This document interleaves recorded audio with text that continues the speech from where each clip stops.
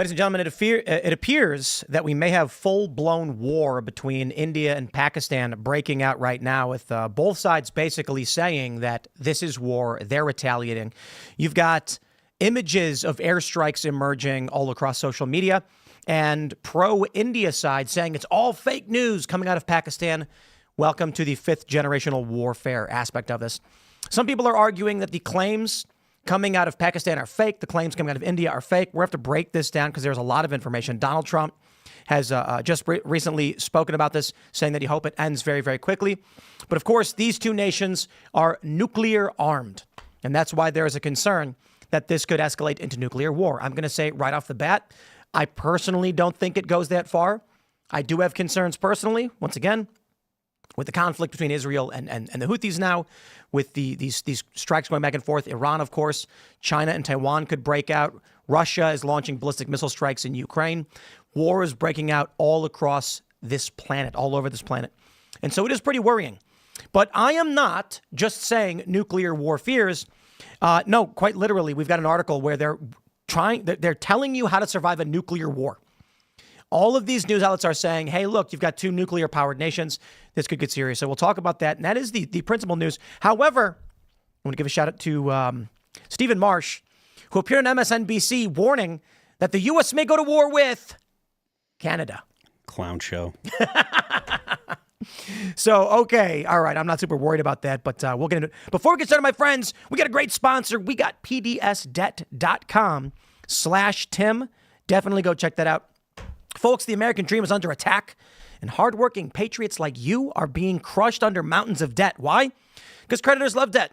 They want you to be stuck in their high-interest trap. They want you drowning in student loans, credit card debt, skyrocketing mortgage rates, because when you're broke, you're controllable. So what do? You take control, you fight back, and that starts with PDS Debt. They've helped tens of thousands of people live debt-free. PDS Debt goes beyond the numbers to understand your unique financial situation and craft a personalized plan designed just for you. There's no minimum credit score required. They're here to help you save more, pay off your debt faster, and start putting money back where it belongs in your pocket. PDS Debt is an A+ rated by the Better Business Bureau, boasts hundreds of 5-star reviews on Google, and holds a 5-star rating on Trustpilot. Why? Because PDS has helped tens of thousands of people get out of debt. Stop living in debt, get your free assessment, and find the best option for you right now at pdsdebt.com/Tim. You're just 30 seconds away from starting to get out of debt.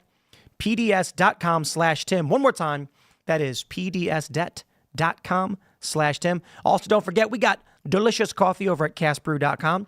Check it out.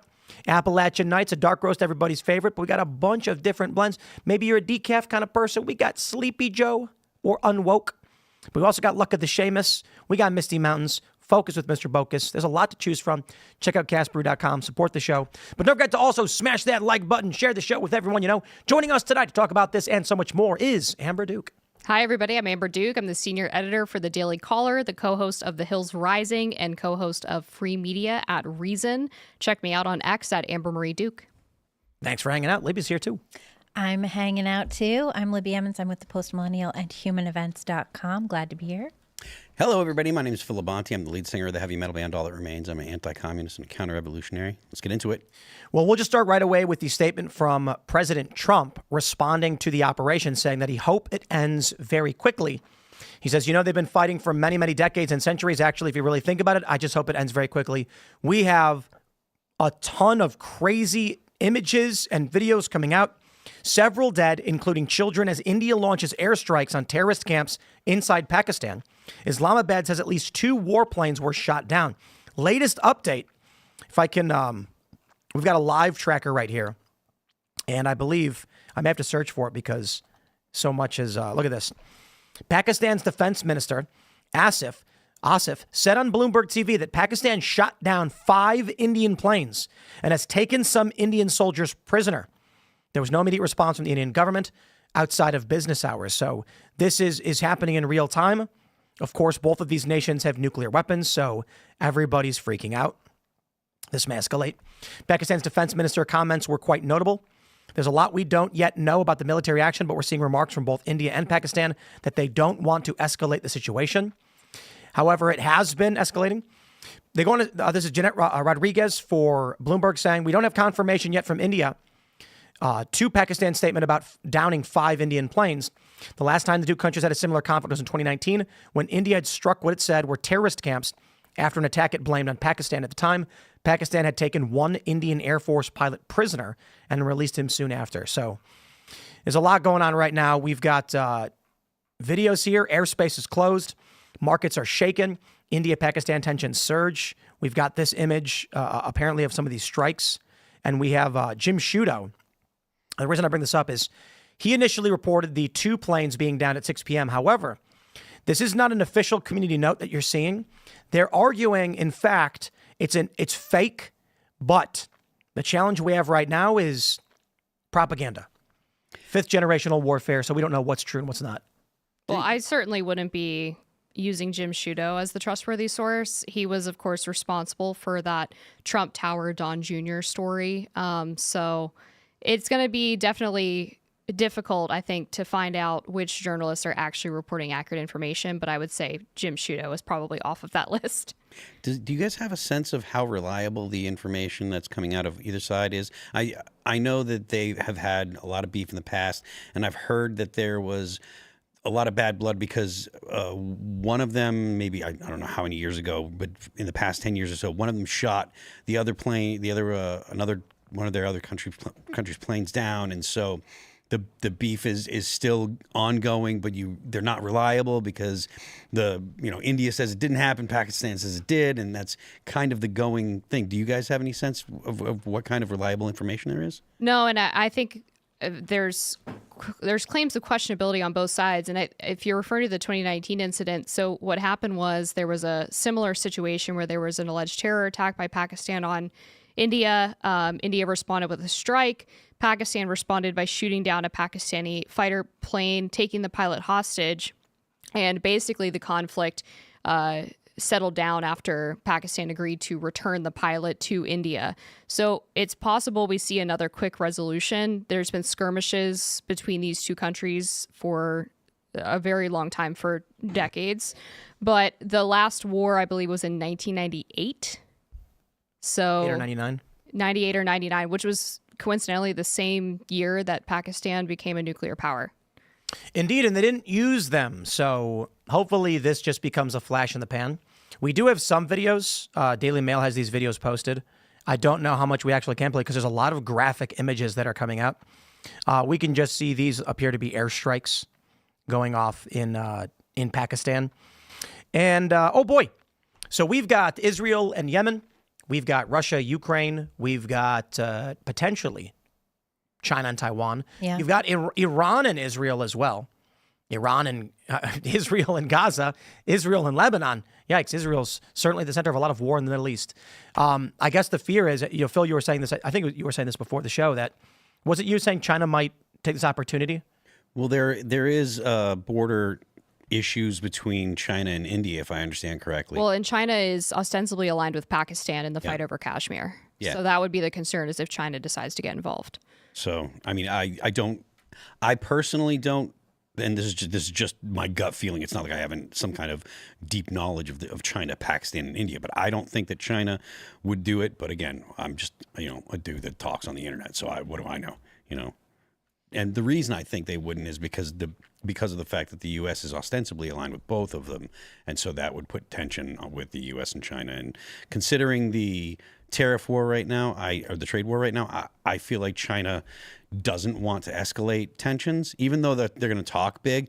You can hear a lot of stuff coming out of China that's kind of information smuggled out, where China is having a rough go of the tariff war, and so I don't think that they want to escalate it in any kind of fashion. Yeah, and the administration spoke to both India and Pakistan a couple of weeks ago, shortly after that terror attack took place. Secretary of State Marco Rubio called the Pakistani Prime Minister as well as the Indian Affairs Minister, and basically was like, hey, I feel bad for you guys. This was a horrible attack, but please don't escalate this any further. Yeah. The readout from the call said he encouraged India to work with Pakistan to de-escalate tensions and maintain peace and security. Rubio did put out a tweet just a few minutes ago saying, I am monitoring The situation between India and Pakistan closely. I echo POTUS's comments earlier today that this hopefully ends quickly and will continue to engage both India and Pakistan leadership towards a peaceful resolution. Yeah, here's hoping. This is I find this to be one of the more interesting elements of this modern warfare era. RVCJ Media.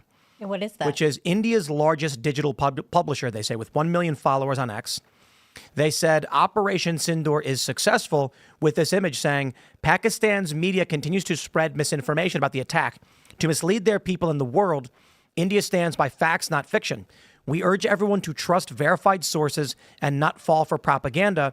The truth is clear. India acted in self-defense and with precision. Oh, yeah. You know, I just want to say probably the stupidest thing you could post on X. Yeah, it's not super. You're convincing no one.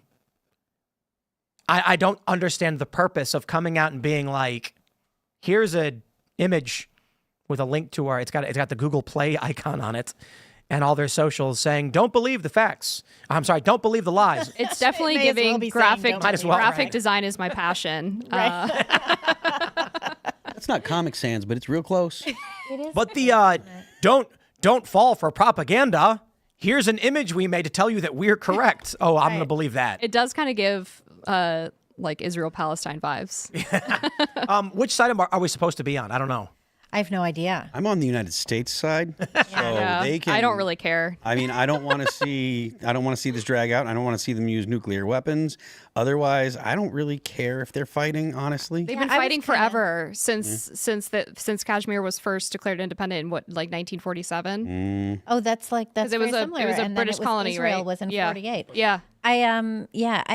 My main thought about all of this is I'm glad that we're doing a lot of defense spending and planning to rebuild our military. That seems like a good idea. Make friends with Canada and Mexico, and let's. The U.S. initially was on the side of Pakistan, in that India was closer to the Soviet Union. I mean, I did a quick Google search, so take this with a grain of salt. But now, obviously, especially with Donald Trump, the U.S.'s relations are much closer in ties with India. So yeah, and Trump and Modi are pretty close. Yeah. Well, India and the U.S. should be friends. I mean, we have similar backstories in terms of British colonization. Well, yeah, I don't know. If that's the standard, there's a lot of people we should be friends with. I was like floating that take to see what would happen. I don't even know if I think it. I don't think you do. I really don't. Libby think S posting in real life, love it. Right? Yeah, why not? Go for it. Just testing the waters. I mean, India, as far as I know, is not a sanitary country. But am I wrong about that? No, you're not. In fact, I accidentally was watching a bit of a TED Talk today that was like scrolling on Twitter when I forgot to turn off the video I was looking at. And it was this Indian woman who was giving a talk about how the most open defecation in the world is actually in rural India, like more than half. Of the world's open defecation. Look, that may be true, but the fact of the matter is, another we reason haven't been to attacked by ally though. Indians. San Francisco, India. See, look at that. Yeah, I mean, look, you're and feeling me now, Amber. We haven't been attacked by Indians in a long, long time. Like Pakistan's got some people that don't like Americans. They were hiding Bin Laden. I mean, They definitely don't try to kill you if you're not Hindu. So there's that. That's true. What's that? There's an island nation where the people go into the water to do their business, and there's so much accumulating outside the island that it's poisoning the small aquifer and killing all the fish. That's Manhattan? a terrible idea. Where? Manhattan? Yeah, probably. Oh, that's terrible. I don't know. That sounds more like California. Fair enough. So the fears here, this is interesting. This story from Economic Times, India Times. India-Pakistan war, chilling 2019 study had predicted a nuclear war in 2025 and what could happen. They said the tensions between India and Pakistan have sharply escalated. We get it. This is all happening right now in Jammu and Kashmir's Pahalgam last month. I'm pronouncing it wrong. They say researchers theorized that a major terror attack, initially imagined as an assault on the Indian parliament, would provoke India to mobilize troops along the line of control, prompting Pakistan to respond in kind. As tensions boil over, skirmishes and casualties on both sides would lead to a rapid escalation, which is kind of what we're seeing. Sort of. However, they go on to say, day one, Pakistan uses 10 tactical nuclear weapons, each with a yield of 5 kilotons within its own borders against Indian tanks.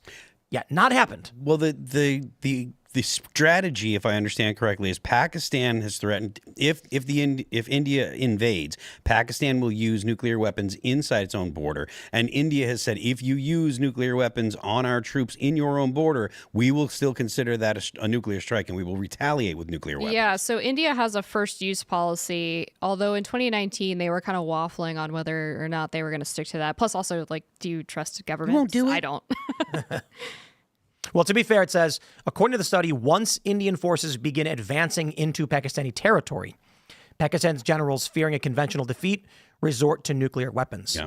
They say by day 2, Pakistan launches 15 more tactical nukes. In response, India uses 20 strategic nuclear airbursts targeting Pakistani military installations and nuclear depots. Rather than halting the war, India's escalation prompts a deadly third day. Pakistan responds with 30 airbursts over Indian garrisons, naval bases. India retaliates. Global fallout.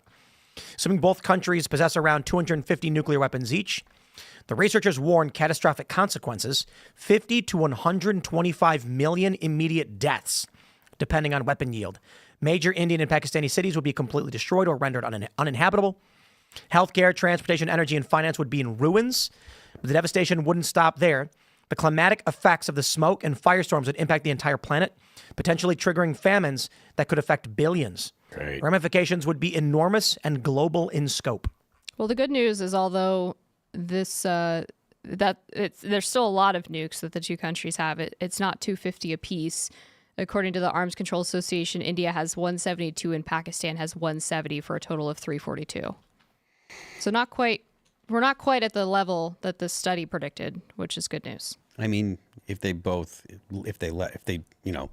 lit off 200 nukes between the two of them, It would still be very bad. kind of No, horrifying. I am in agreement with that. I'm just saying the study maybe is not as No. It says both countries possess 250. I think they mean in total. Oh, together. But Yeah. it says each. 250 each. Oh, you're right. Yeah. I am incorrect.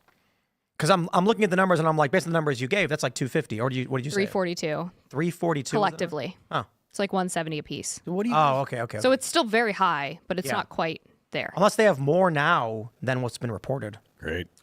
This is supposed to be an up-to-date count, but what do I know? I'm not Do you guys an have expert. any sense of what they're like? I know that Pakistan's mostly Muslim.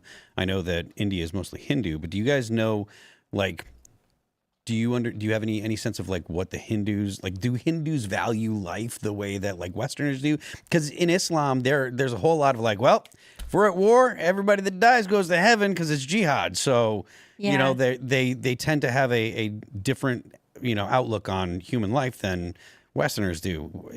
Do you feel this? Do you guys know anything about how Hindus? I don't know much about Hinduism. I know, like, don't they believe in reincarnation? Yeah. Do y'all want to come back as So bugs? What do maybe you you're know, just, Serge? you know, You got to coming know back. something. Yeah, I mean, I lived in Singapore for a while, so I have a lot of Hindu friends in high school. I know that in Hindus and Pakistanis, or like Indians and Pakis, do not like each other. Yeah. They haven't liked each other for a long time, since like the partition in 47. Tim's looking at videos right here. But I mean, I don't know. They definitely don't want to die. They don't like reincarnation. Isn't like that. Like you have to be like good in your life. You have to reach work off your enlightenment, dharma. Right. You have to be working off dharma. If you're not doing that and you're just being a bad person altogether, it's not going to go well for you to just to reincarnate. It's not like the Japanese idea of as long as you die for the emperor, you're Right. good. No, Right. it's way more different than that. It's a lot deeper than that.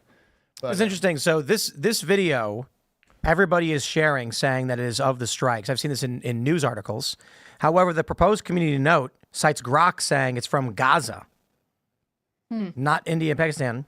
Well, that's back to this whole thing. You remember, like, every time something happens, this is something I always Wait, remember. sorry. No, go ahead. Look at this.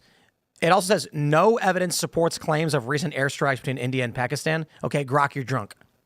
Well, there's been this whole thing about AI chatbot hallucinations. You Yeah. guys seen about that? Where it's like the chatbot just keeps getting things wrong, and the more they try to fix it, the more it screws up. Did you see the video where they put The Rock in to ChatGPT 100 times?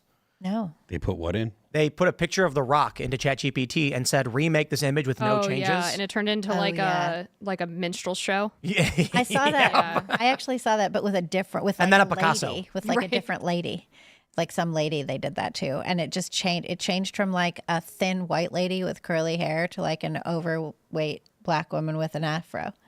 Well, you can't It have was like a white game people. of telephone with. So I'm Close enough. pretty telephone. sure Yeah. this is a video from the airstrikes that we're seeing. I don't know if there's no idea. I don't know. We'll try and fact check that one. Well, the thing is, like, as soon after, I don't know if you find this, Amber, but like, as soon as something happens, you have like maybe 24 hours to get a sense of what's going on, and after that, it's just all fog of war. It's like totally hard to figure anything out after that if you don't speak the language of the place. There's a couple challenges, especially with social media. We're going to be slammed by a bunch of fake videos, and then the problem is tomorrow it'll be all be propaganda. Exactly. That's like what happened with Israel and Gaza in the first place. It's like October 7th, you could figure out what was going on. You could look at it. October 8th, you could look at it. By October 10th, it's confusing. Same thing with Ukraine and Russia. and Ghost of Kyiv and all that. yeah, like that whole ship thing. Yeah, it was all ludicrous. You have no idea what's going on. That's why I think local reporting from these places is important. But But then you places don't that know- don't have a free press. Yeah. You don't know what they're feeding you either. And even so, like, even if they do have a free press, you don't know if those local journalists are trustworthy. I mean, really, the only way to be 100% sure is to have an outlet that you trust who has a reporter on the ground. That's what is so infuriating about the incessant wokeness of the New York Times, the AP, and Reuters, right? Like, these were the outlets that were supposed to go around the world and be like, okay, guys, this is what I have gleaned. Yeah. And instead, and they have the resources. And they're out there doing it. And instead, they're sending us back all this nonsense. You Yeah, had the can't AP. even trust their war reporters anymore. Right, you had I mean, the Clarissa AP, Ward in like- Ukraine, like hiding in a bunker, and people are just walking around next to her. Or like the AP or the AP in the same building as Hamas. Yeah. In Gaza, and like being pals with those guys. Like, this is why free independent reporting is so important, and why I personally get so angry at the big outlets and all their resources that got Trump deranged and lost it all. Yeah, infuriating. There are a lot of fake videos being circulated, so it's hard to sort through. I mean, the other Happens element every of this time. that we haven't really talked about is the retaliatory strike from India. They claim was on terrorist infrastructure and was highly targeted, and Pakistan is claiming that it wasn't, obviously, that Right. they were hitting mosques or sort of indiscriminately bombing citizens. So that's another claim that needs to be sussed out. It seems like Muslims say everybody's hitting mosques. Like, according to Muslims, They like to mean, say this, that. This is what you see. It's what you see a lot. It's like, oh. Also, are you they're training shooting at terrorists in the mosques. mosque? Like, because that I might be an mean- oversimplification. Look, man, I'm not saying. Are you training terrorists? Are you holding terrorists in the school? Like, I'm not saying. I'm just right? saying. Yeah. Well, what we often get from not just any particular group, but largely from the left, is to weaponize your goodwill against you. Yeah. Oh, yeah. Totally. So when they say, "Oh, you're bombing schools and hospitals and oh, the children," and then you find out that they're putting children there intentionally. Toxic empathy. Yeah, and escalating the war intentionally, but trying to trick us into either not getting involved or being on their side. The one thing I think everyone's got to be very wary of. Did you guys see Happy Payday? They called it on X. No. When the payout day happened on X, which everybody gets their money, a whole bunch of Indian accounts started tweeting at each other saying "Happy Payday," Yes. and they all run these. The most prolific users of X right now are like India and Turkey or whatever. And you look up their accounts, and all they do is tweet every second. And what's happening is they have a big network where they all respond to each other. So they just run a bunch of different accounts, and they all respond to each other and game the system and pull money out of the advertising, sending it to them. It's just content farming. And I'm going to take this totally off topic for a second, but I think it kind of folds in with the tariff conversation that's been happening right now. One of the underreported parts of it is that there are a lot of countries that have tariffs on digital services. So if you are a content creator in the United States and you make an Instagram reel and you're getting bonus money off of it, if you operate in Canada or your video gets shared in Canada or vice versa, Canada actually has a tariff on the money that's made off of that content. And so a portion of the revenue goes to paying that tariff.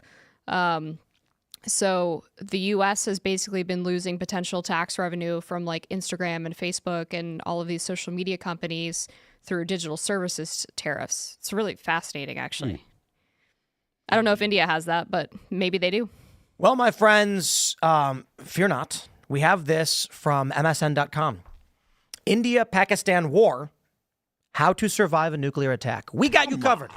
We here at Timcast IRL are going to make sure that you all know exactly what you need to do if nuclear war starts. But don't take my word for it.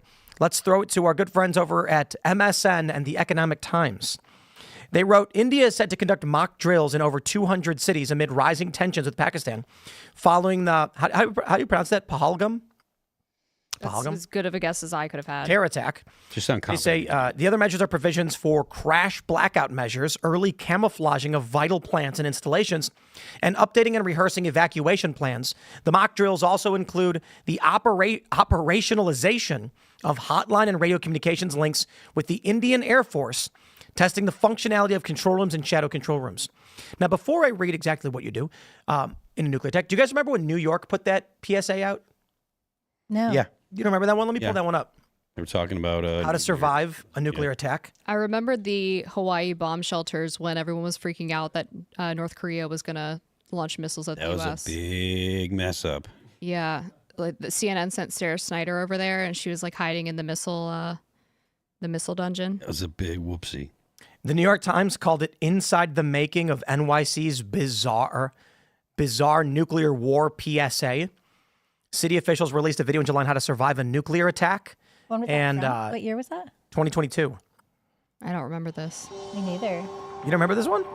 Yeah. We were all like, what's going on? And this is when the war was starting, I think, with or a few months after.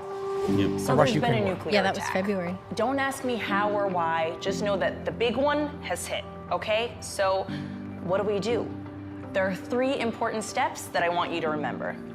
Step 1, get inside fast. You, your friends, your family, get inside. And no, staying in the car is not an option. You need to get into a building and move away from the windows. Step 2, stay inside. Shut all doors and windows. Awesome. Have a basement? Head there. If you don't have one, get as far into the middle of the building as possible. If you were outside after the blast, get clean immediately. Remove and bag all outer clothing to keep radioactive dust or ash away from your body. Step 3, stay tuned. Follow media for more information.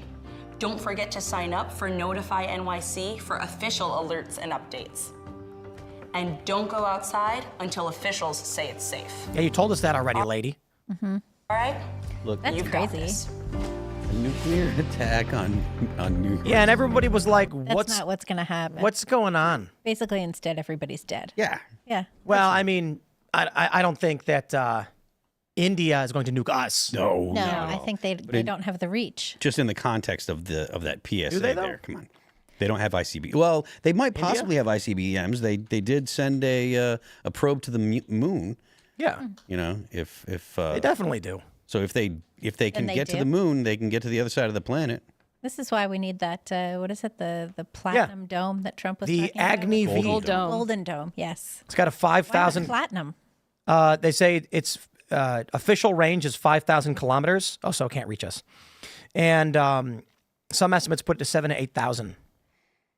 Yeah, We're good. Look, I'm into the idea. Oh, they got of MIRVs. having actual like missile defense system. I like a missile defense Well, system. you know, I'm into that, especially considering nowadays missile technology is not as exclusive as it used to be. Mm-hmm. Countries like India, Pakistan, you know, you had multiple countries send probes to the moon now. Sure. Everyone's got a bunch of satellites. So if you can get a probe to the moon, you can get a warhead to the other side of the planet. You know. Yeah. So the oceans no longer isolate us the way they did, 50 years ago. Mm-hmm.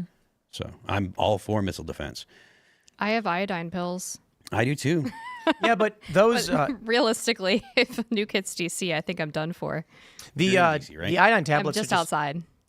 That's just for the particles that might get in your skin and go in your thyroid. It's for radiation treatment, yeah. But it doesn't treat radiation. It fills your thyroid so that you don't absorb iodine 131 specifically. People think iodine. What is it? What are you supposed to do with them then if you have iodine tablets? So the reason they sell out is because people are concerned about, I believe it's iodine 131. When you ingest it, it goes into your thyroid and it's emitting radiation. And so it's going to damage your thyroid. So if you take iodine, your body will reject any radioactive iodines going into your body. But people believe that the iodine pills are going to protect them from radiation. I which definitely don't believe that. They do no. What you need to get is an Avon C50 Potassium iodide, I gas think. mask. Okay. Because that's that way good to you know. don't breathe in the particles that And are I'll be okay. radioactive. Yeah. Yeah. I kind of just think like if it's that I'm like 30 minutes out of DC at that point. I just hope it kills me. Well, 'Cause I don't depending want on where. I don't know. I don't want my skin sloughing off, you know? That sounds like it would be really unpleasant. Yeah. That's what my dad used to tell me when I was a kid. Your skin's going to slough off? He would say, if you saw a nuclear bomb coming right down, what do you do? And I was like, run. He goes, which way? And I was like, away? He's like, no. Run toward it. Well, the point he was making, it's like a funny thing to tell like a little kid. The point he's making is there's the immediate vaporization radius, and then there's your skin sloughs off Exactly. radius. You don't want to be in that no, one. You You wanna either be need in to be close enough vaporization. to die immediately or far enough away where you could like ostensibly survive. With just like sunburns. Yeah. Yeah, but it depends on the type of hit. Depends on whether it's an airburst, how far up it is, and a lot of things. But if you are far enough away where it doesn't burn you to a crisp, you do need to make sure that you're not breathing in particles. 'Cause sure, that's what'll yeah. get in. That they get into your lungs and they don't come out and they're radioactive, and then you get cancer and Yep. your lungs just stop working and get all kinds of tumors, and that's horrible. That Did you sounds guys see bad. that woman on Tucker Carlson's show where she said that the U.S. government built underground Yeah. cities that are networked with each other? Yeah, I did see that. And she was like, whether it's like some kind of extinction event. that FEMA camp thing that everyone was I don't know if it's talking I don't about, think it's the and, FEMA. like, No, totally it was different. like the underground. There was like all FEMA, these the, networks. the FEMA camp thing is they started reappropriating old like manufacturing hubs and putting barbed wire around them. And people were like, what are they going to do with those? This lady's talking about underground cities that are networked by trains that exist. It costs like $21 trillion, which I totally believe. But why? So here's what I don't understand. Whenever you hear these kinds of ideas, right? Why aren't more people talking about it? Like, it's hard to keep a secret. It's legit not easy to like keep your mouth shut. And if you're building underground cities that cost $21 trillion, like you have to put out contracts for that. There have to be like the people who are cleaning the bathroom. How many people are really being quieted about these things? How is it possible to keep a secret, a $21 trillion secret? How is Also, that and do we really think the working class anti-elite laborers on that project are going to keep their mouths shut? That's what I'm thinking. Unless like somebody's got to paint the thing. you can't leave. They So just kill you. No, you just live there. So are these illegal immigrants? Are we like Yeah. shipping them in? Yeah, they never What's could going on? haven't- speak English. we That's the thing. Never could speak English. Send them out when That's they're right. A man who worked on it only speaks Spanish, and he's running up to a random American, and they can't understand his garbled gibberish. They just don't know what he's saying. And Trump's just going to deport them all. If you escape, you're deported. That's why he's deporting all these people. Right, They that's helped the build the real underground reason. cities. That's right. I do think the U.S. probably has underground. They're called DUMBs, deep underground military bases. Underground city is probably an exaggeration, but why wouldn't they? And you Like, think if they the have U.S. is going to be subway like, lines? we've got the world's biggest. Like, where's the contract? Like, there must be contracts. Sure. There's tons of top secret contracts, classified information they don't tell you about. I feel like some of this stuff would leak out better than just some lady. It did. Tucker. She's a former Bush administration official who said, but she actually cited a few other people who did research in the in American finances and found similarly that this money was missing. And the amount of money missing has actually been, since the money was unaccounted for, and I think there was like a Pentagon budget that was unaccounted for, people have been asking about this, and this is the narrative they're giving. I don't know if it's true. Maybe Doge needs Look. to get involved, track it down. We know about Raven Rock and Mount Weather. Those are real places. Do you know about those? Those are the congressional and presidential bunkers. Oh, yeah. Okay. They're very close I to didn't know us. they had names. Yeah. Yep, Mount Weather, and they recently underwent an expansion and a what did they do? Like they upgraded it and stuff. So, do you think that they're going to just announce to the whole world, this is where Congress goes if you attack us? No, I mean, if people are that capable of keeping secrets, like that's impressive. Manhattan Project. Yeah, but we know about that now. We didn't when they did it. It wasn't until Right. we bombed Japan. They were like, The government said, okay, we're going to release the information. 350,000 people working on nuclear bombs, and nobody knew what they were building. Yeah, but we didn't have that's the interesting. communications thing, and people trusted the government. Like nowadays, everybody's like, yeah, okay, Uncle Jed, okay, they know. Oh. Whatever, they don't. People just don't believe the conspiracy theories because we're inundated with conspiracy theories now. I wonder, but I have to imagine that an excavation team is not going to be relatively large. Let's just say it's 300 people. And maybe they're And not machinery. told what they're doing. That's a very good point. Right. A lot of them work on the surface and then leave and say, I don't know, I did a government contract. And they don't think twice. And then a small handful do the deeper excavation. And it's big machinery, not very many crews, and they don't think twice. And then all of all the manufacturing for parts and everything is just shipped in like normal. Everybody knows about NORAD, and that's Right. essentially an underground military. Pretty sure that's gone now, though. Maybe, but Or they like recommissioned, like they moved. yeah, but the installation's still there, and it was active in the 80s and 90s, if I understand. I think the issue is largely that they don't want you to know where they're going to be. Hey, let's take a look at this map. Just if you guys were wondering, Oh yeah, if the largest nuclear warhead that India has detonated in the financial district of New York, that's the radius. Oh, my old neighborhood would still be fine. I wonder if they have the we don't want. fine is a relative It's term a relative term in this yeah. this context. It is. Yeah, I don't think they have the what is it? The Pokhran 2 and the Shakti 2. 45 kilotons. Although India claims the test validated designs for weapons with yields up to 200 kilotons. Okay, let's just go 200 kilotons. Detonate. Okay. So, Oh, that's in kilotons. Crazy. yeah. There we go. That kills Hoboken's. my whole neighborhood. Yeah. Yeah. And then like this gray area is the shockwave, the light blast damage, radiation radius.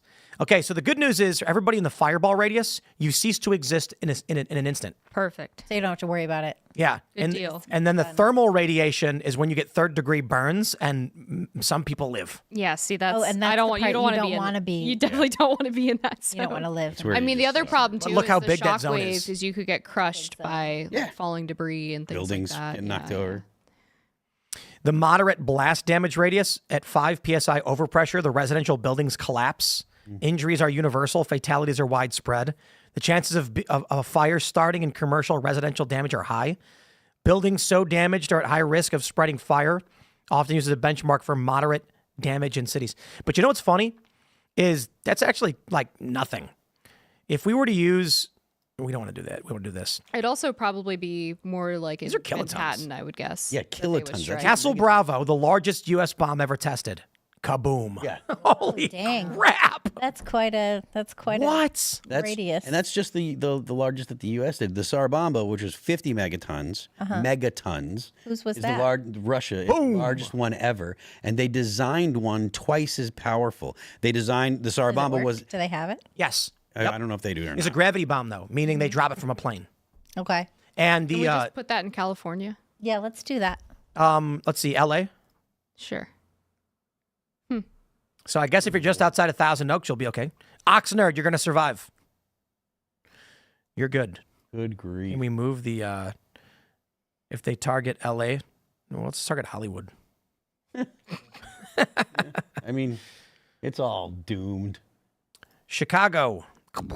Man, that's crazy. They'd move that inland a little bit because that's a lot of wasted area. There you go. Yep. That's a lot of water, yeah. That's nuts. And this is airburst. And also, like, Nukes blow up in the air to spread more of the blast downward, crushing in everything. Russia, like We they didn't have do multiple. DC, would we? They have multiple warheads, like aimed at every city. Like all the targets actually have multiple warheads in case there's a something that goes wrong with one of them. So, Hey, look at that. Okay, Big so city. yeah, if that's the one I'm smoked, do the one that India has. Okay, that's doing nothing. Well, I'm curious. Oh, Yep. weak. that's the one. And then what was like the middle ground one? So let me The largest U.S. one. the largest U.S. Is that the one that we? That's second? Castle Bravo. Okay. It's not small.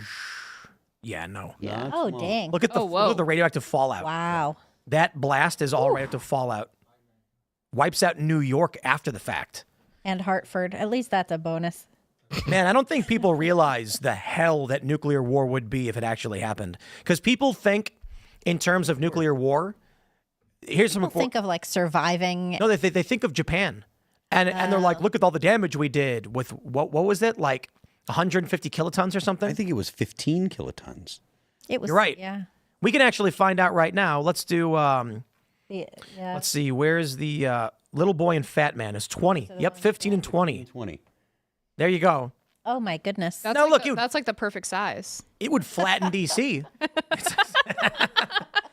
It's Disavow, surgical. disavow. It's size. a joke. Arlington largely survives. A lot of radiation, though. So people see this and they think I'm not in Arlington, that's what nukes are. And here's the crazy thing. Tsar Bomba, the largest bomb ever designed, 100 megatons, that was what, like 50 years ago? Yeah. Wow. Yep. So the thing about that, though, is it's a gravity bomb from a bomber. That thing's not getting anywhere near DC. No. I mean, here's what will happen. They'll be flying over the water. They'll get close. And, I guess Atlantic City won't survive. No, probably not. Yeah, but it ain't getting anywhere near DC. I don't know if this is true, but I heard that DC has like hidden surface-to-air missile sites.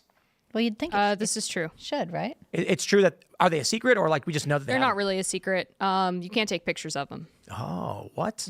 Wait, like you can like walk around, you'll see like a surface-to-air missile thing? Edwards has F-22s. I've never don't they? seen these. It's a secret. I can't tell you. Edwards has F-22s, don't they? I don't know about Edwards.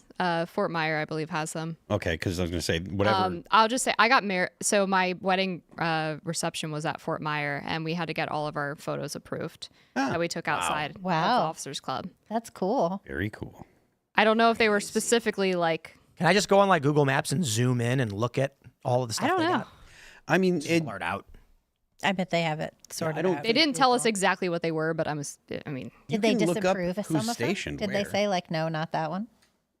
it says that Fort Myer does have SAM systems in place. Did they reject some of your photos?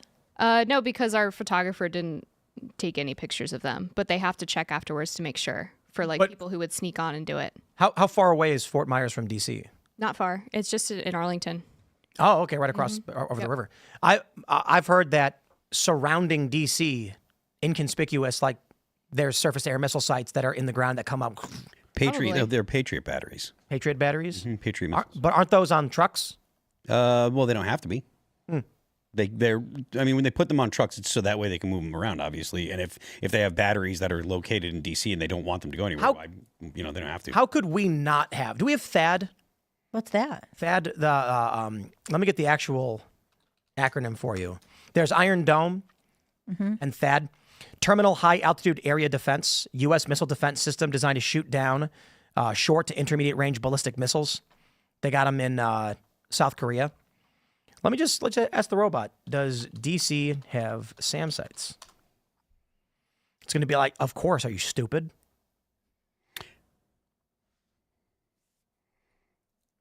Actually, they don't have. Yep. Multiple surface-to-air missile systems. Yeah. Part of the National Capital Region Integrated Air Defense System. Multi-layered defense network designed to safeguard the nation's capital from aerial assaults. There's quite a bit, actually. Wow. So. There should be. I mean, that's Yeah. the stuff we're paying our taxes for, right? Is like Yeah, to protect defense, Congress and roads. No, but like, I'm gonna say, if Congress got totally murdered, it may seem like it would be pointless, but it would be pretty bad. I just want to say one thing on the underground cities thing. When you guys, you're saying like, oh, how would we keep it a secret? I'll just say it like this. Maybe, I don't know, but couldn't you imagine that Congress, when offered, like, come on, any one of these members of Congress is going to draft a bill where they're like, in the event of war, we ought to live like ultra millionaires in an underground bunker with a flat screen TV in every room, infinity pools that peer over nowhere, I guess, because you're underground, but movie theater, 200 years of food, our families get to be there. I wouldn't be surprised if Congress routinely votes for top secret things for themselves that we don't even know about. And then that's why they're okay putting ahead the laws about how they can't give themselves pay raises. They're like, who needs that? We've already got this. Depending on what happens. I mean, they voted to renovate Mount Weather. But this is all important news for you, my friends, because of this story right here. From the Daily Mail, MSNBC host floats war with Canada. Lol. in shocking on-air comments. This is okay. All right, here you go. Stephen, let me ask you about the article you wrote for The Atlantic, and I sent this around to I'll my start friend. over. Stephen, let me ask you about the article you wrote for The Atlantic, and I sent this around to my friends. Just the very fact that it was published, I think, is surprising. That we can have a conversation that is serious about what a war with Canada would look like. Explain why it's no longer unthinkable. Well, because Donald Trump makes us think it, right? I mean, he talks about annexing us on a regular basis. I mean, somewhere around 2% of the American population actually want to do this. But, at this point in its history, the American people can obviously be convinced of anything, right? And already you see numbers of Republicans who consider Canada an enemy to be growing are. And, I think when countries are in constitutional crisis and when their legal system starts to fall apart, as America's legal system is falling apart, violence against neighboring countries is a very common, to me, it's very intimately tied with this talk about being a third-term president, right? That's out of the playbook of authoritarian governments around the world. And so, Canada really does need to think about protecting ourselves from the United States and making sure that we're not just a snack. I agree. He's completely right. Secure your borders, shut it down, stop letting anybody across because you don't know what's coming, and we're good. To me, it's frustrating to hear that stuff because it's so clownish. Canada does not have the capacity to defend against the United States at all. No. Like it's not even in the realm of possibility that they could, if the United States decided that they wanted to go take Canada, you could take all of the important parts of Canada in an afternoon. Yeah. Well, I mean, the thing, too, that this guy is forgetting is that Trump and Carney met today in the Oval Office. Carney asked Trump to stop referring to Canada as the 51st state. And it appears that Trump has acquiesced said, to a certain extent. No, I'm not going to do that. He I was can't do calling Justin Trudeau governor. He's calling Mark Carney prime minister. He very clearly, from his own position, campaigned for Carney against Pierre Poilievre, which pissed off a lot of Canadian conservatives, but there you have it. I think these two guys get along fine, and I think they're going to work out a situation that's probably going to be beneficial for everybody. Yeah, which is great. I mean, honestly, I would be happy to see a normalization of relations between Canada and the U.S. I think that we should be friends with Canada. We should be. Do you think that Indians and Pakistanis feel the same way I feel of watching a Canadian talk crap about our legal system and our president? They hate each other way more.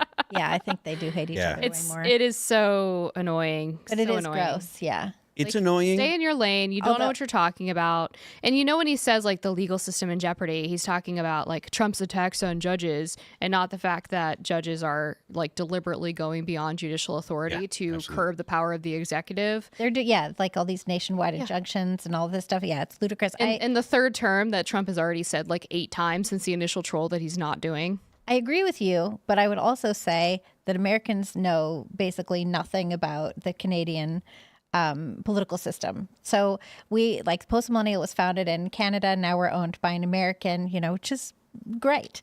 But when we were covering the Canadian elections, we have a couple Canadians on staff who over and over had to explain to the rest of us, it's Parliament. This is how it works. Oh, Pierre Poilievre lost his seat in his riding. And we're like, oh, so he's out as Conservative Party leader. And they're like, no, because actually somebody in Alberta is going to give up his seat. And then there's going to be a by-election. We're like, isn't that kind of now he's carpetbagging in Alberta? What's going on? I do need to warn the Americans, because if you think you're going to march into Canada, you are sadly mistaken. They have mastered trench warfare. Take a look at this image of the U.S.-Canadian border. That trench is so perilous, this 80-year-old man is struggling to get over it. He got over it. He did. But look, you think you're going to drive over that? Think again. Is that Vermont or New York? I have no idea. That old woman in a lawn chair will tear you up. The United States and Canada have such close relations and have for so long. All of this stuff is all just BS garbage. That's just it's so far away from reality that it's pointless to even. You're right. I mean, consider. Canada should just be part of the United States. I mean, It's very what are we simple, talking really. about? I don't know. My don't know grandmother why we'd immigrated want to it. the U.S. from Canada. My grandfather's ancestors were Canadian. He was born in the U.S., but I never hear them talk about Canada. You know what offends me the most is They're that so happy to be American. isn't it like 90% of Canadians live within like 100 miles of the border?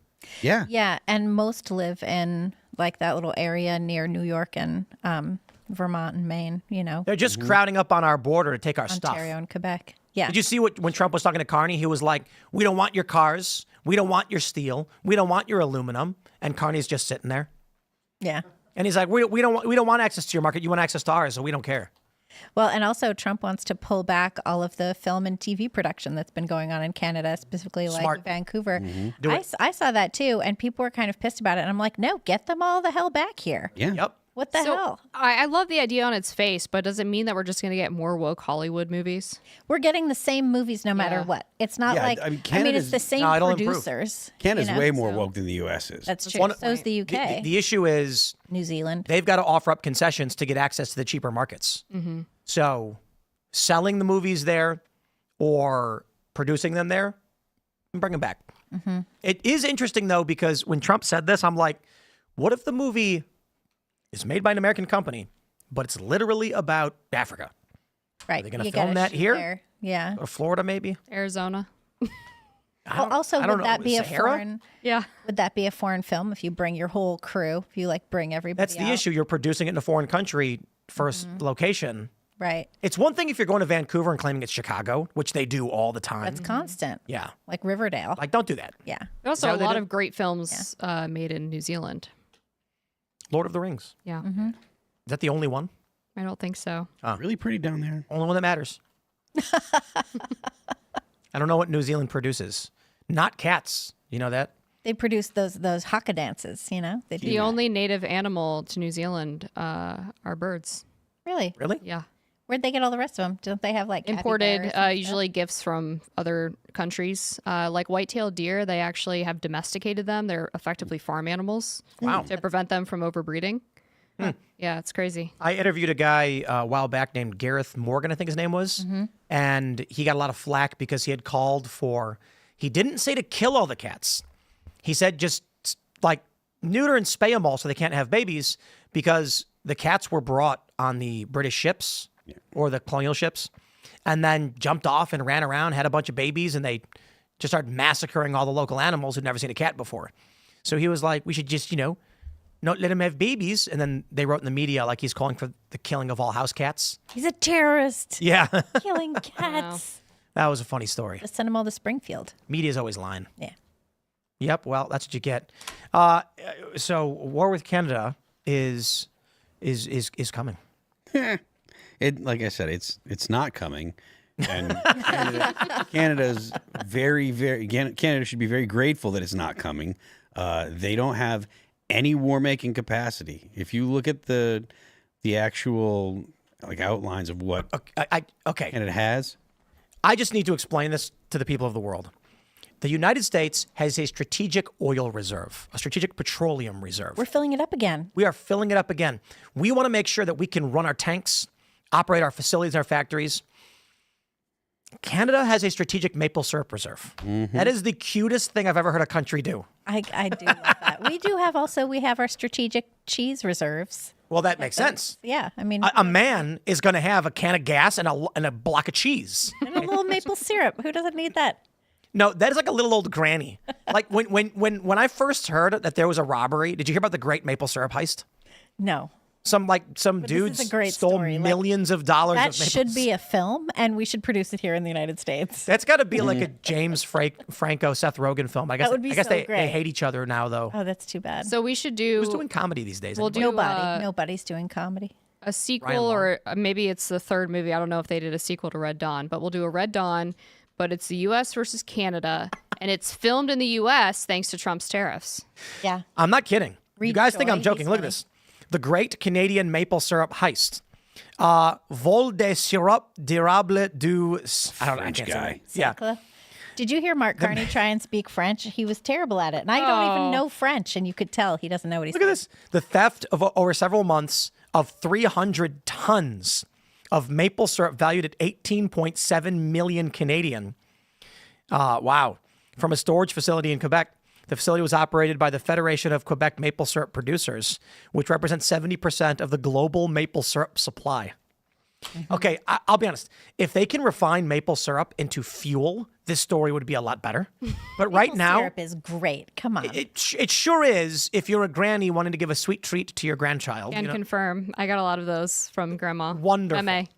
It's wonderful. It's very good. But come on. And look at their flag. They got a little leaf on it. I like so the cute. flag. Okay, I'm going to say this. Canada and the Canadians are allowed to get mad at me for it.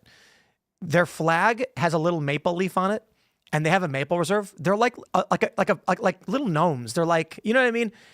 They're not a serious nation. No, they're not a serious nation. We made a flag. We put a leaf on it, and it's They're like too nice. striking fear into the hearts of your enemies. It took them a long time to come up with that flag, too. Like, they went through multiple drafts. Is that serious? It's like the really? simplest No, they flag did, ever. yeah. You know what the red represents on the American flag?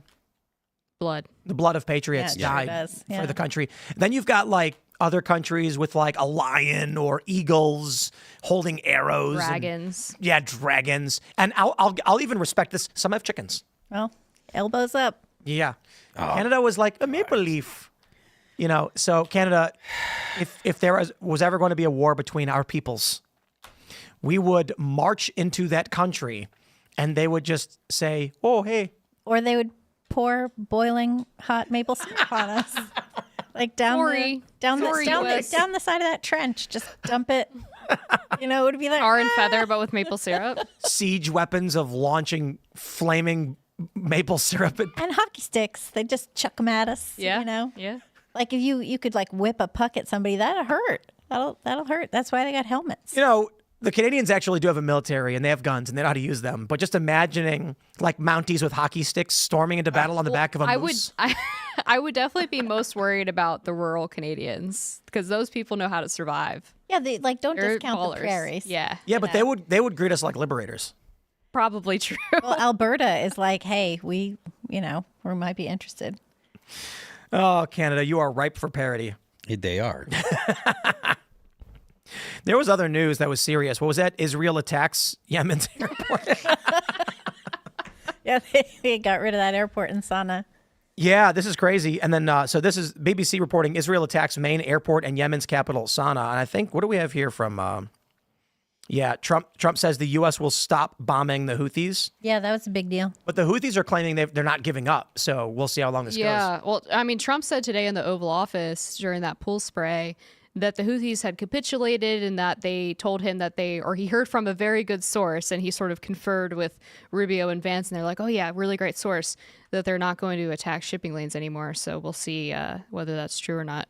I mean, maybe after the bombing of the capital Yeah. and shutting the airport down. I mean, I guess that would have been around the same time. I think the pool spray was around like this it was around noon. This is Israelis. Yeah. So, and then I saw someone post on Google that it says the airport is now permanently closed after being bombed. Yeah. So, World War III, or are we just, well, I mean, it's definitely not going to be the Houthis that are starting it. No, but Israel is involved in a lot of conflict right now. Yeah, but I don't like, look, there's always conflict in the Middle East, and there was the U.S. strike that killed Soleimani. There was, I think, the Israel struck Iran because Iran was shooting some missiles. There's flare-ups, but just because there are flare-ups, that doesn't really mean that it's going to turn into World War III. Yeah. I'm more concerned with what happens with Russia and Ukraine and Europe, leading to some kind of serious war than war in the Middle East. War in the Middle East is kind of like the normal state. I think maybe we are kind of in a slumber of a 2-decade-long regime change, democracy building war that we're not really conditioned for skirmishes like this anymore. Go on. Like this is the first time in a while that we've seen these countries kind of going at it with each other in a really like schizophrenic kind of way, because we've been so focused on Afghanistan. And so maybe we're kind of like shocked out of our slumber. I Am I wrong? I mean, it doesn't feel like there have been this many active conflicts at once in a long time. Well, there have been, but a bunch of them have been in places we don't pay any attention to also. Like there's been ongoing stuff and like Burma, we're not worried Ethiopia, about I mean, there was a Syrian civil Sudan. war. Yeah, there was that. the entire Arab Spring. Yeah. Yeah, to be fair, I remember, was it 10 years ago? When was Protective Edge? That was 10 years ago, right? Let me do a quick fact check on Protective Edge. Our Israel-obsessed people will know exactly what that was. Nope, I did not want to search for that, and I have no idea. The Gaza War, Operation Protective Edge, was 2014, August. When that was happening, a bunch of journalists were speculating that this could be the start of, I should pull this over, of World War III, because this is the 2014 Gaza War. There was talks about a Palestinian surge into Israeli territory. Israel was bombing the Gaza Strip. And then a lot of journalists in New York had been discussing, like conflict reporters saying, there were concerns that Iran would step up their proxy war, start funneling as many weapons as possible to embolden Hamas, in Gaza, and then scale this up to basically what we're seeing now. But nothing happened. So it was a lot of talk about, oh man, we're dangerously close to World War III if Iran gets involved, and they didn't. They did not. Then again, today, Iran launched missiles into Israel and hit them. Yeah. And Israel launched missiles back. And then they said, you didn't do anything and, lied. Now Israel's blowing up pagers in Lebanon. Israel just said they're going to, what did they say, flatten Gaza? Yeah, they're going to take over Gaza. That was what they Yeah, said. I kind of feel like we're closer to World War III than ever before. Come on. Like when this stuff was happening, we didn't have all of this conflict all at once, especially war in Eastern Europe. Here's the big question. Let's say we go with your premise that we are very close to World War III. So World War I, World War II, it took like an inciting incident to get the U.S. involved. What would the incident be that would have to get the U.S. involved? We'd have to be attacked. Oh, bro, easy, false flag. Like who would attack us? So you think the government would do a false flag of attacking the U.S.? No, the government could do a false flag. Or what the U.S. government prefers to do is threaten indirectly to provoke an attack, and then they can say, oh no, why did they attack us? Gulf of Tonkin, however, was a false flag. What about Pearl Harbor? We got attacked on Pearl Harbor. Yeah. There's Who do you think, like, let's say it wasn't a false flag.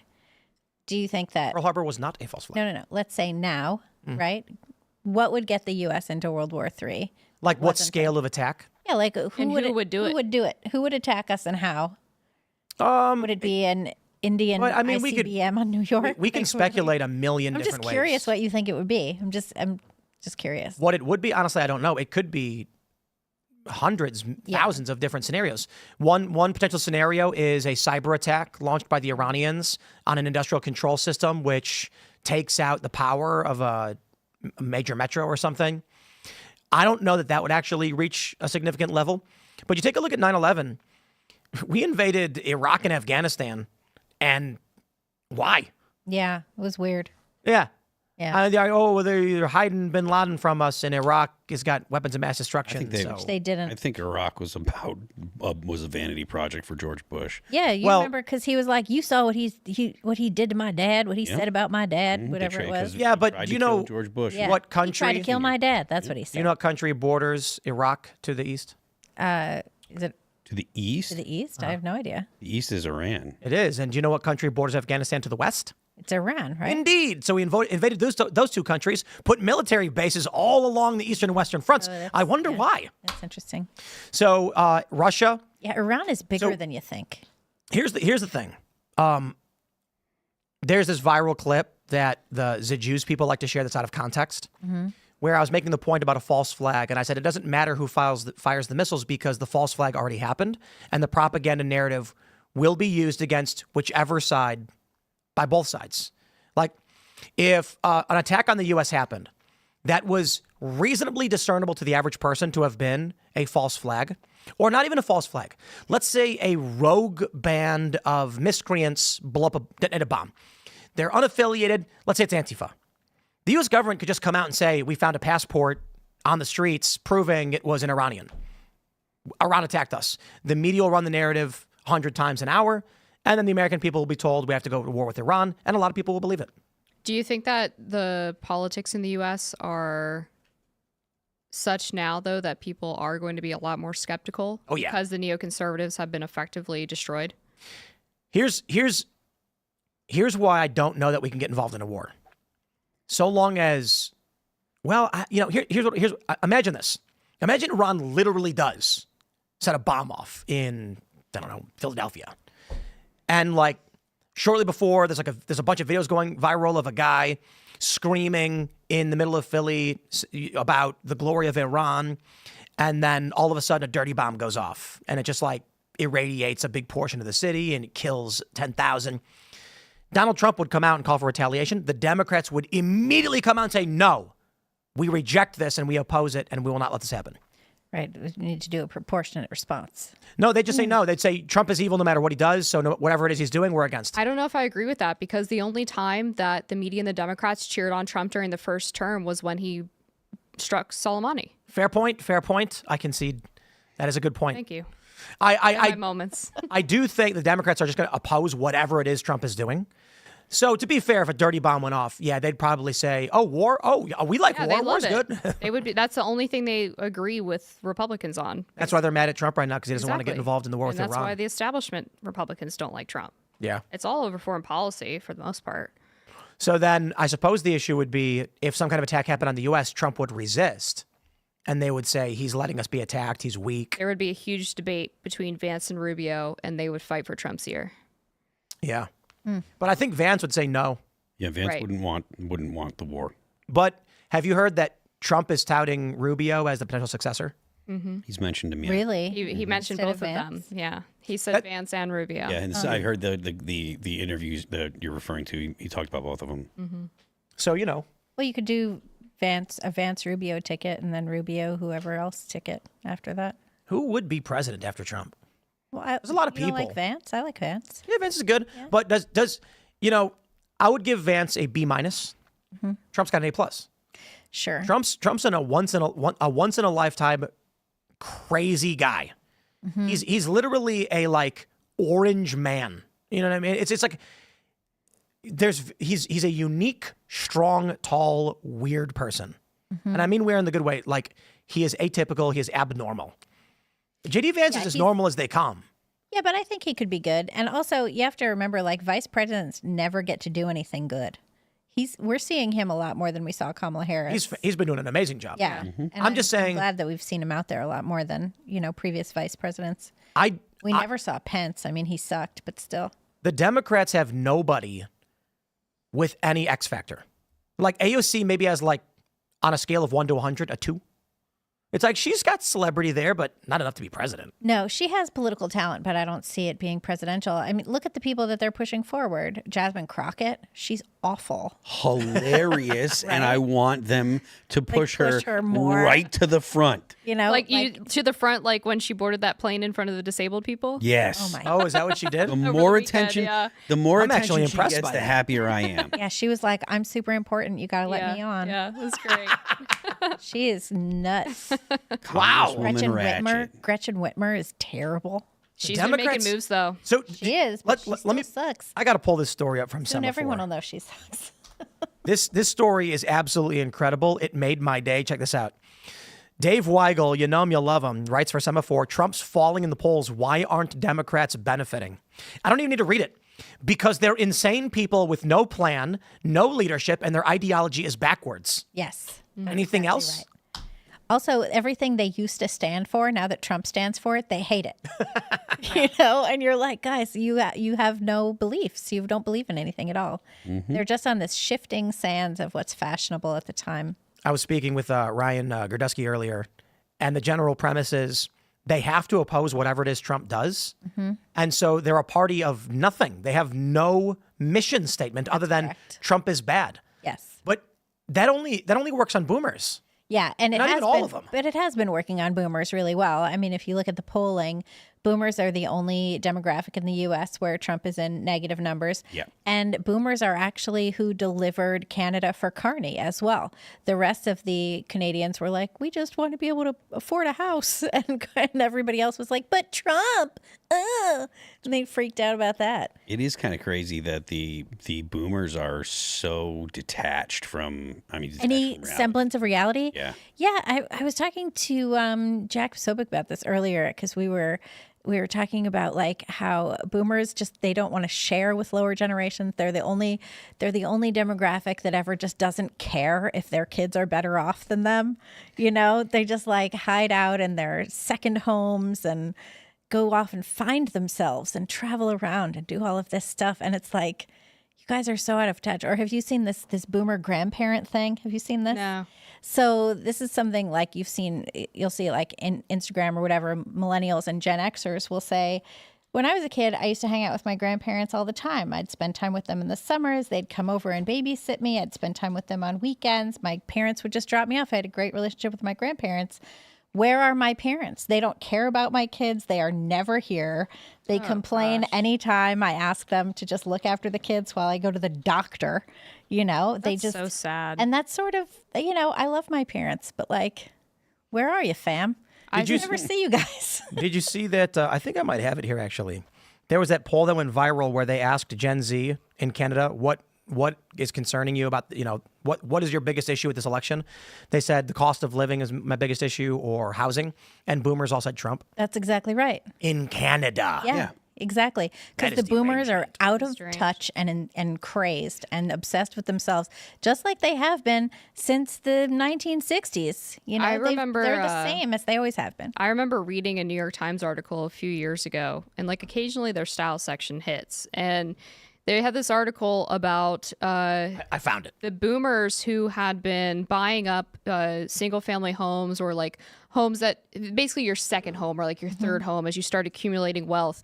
And they were turning them into these like hyper customized nightmares. So then when they went to sell their second or third home to get their final home to downsize because they couldn't take care of it, they couldn't sell them because no millennial could afford it. And it was insane. And everything was hyper customized. And it was like, my mom took the wall off the master bedroom of her beach house so that like, shouldn't she get what she wants, Libby? It's just a curtain, right?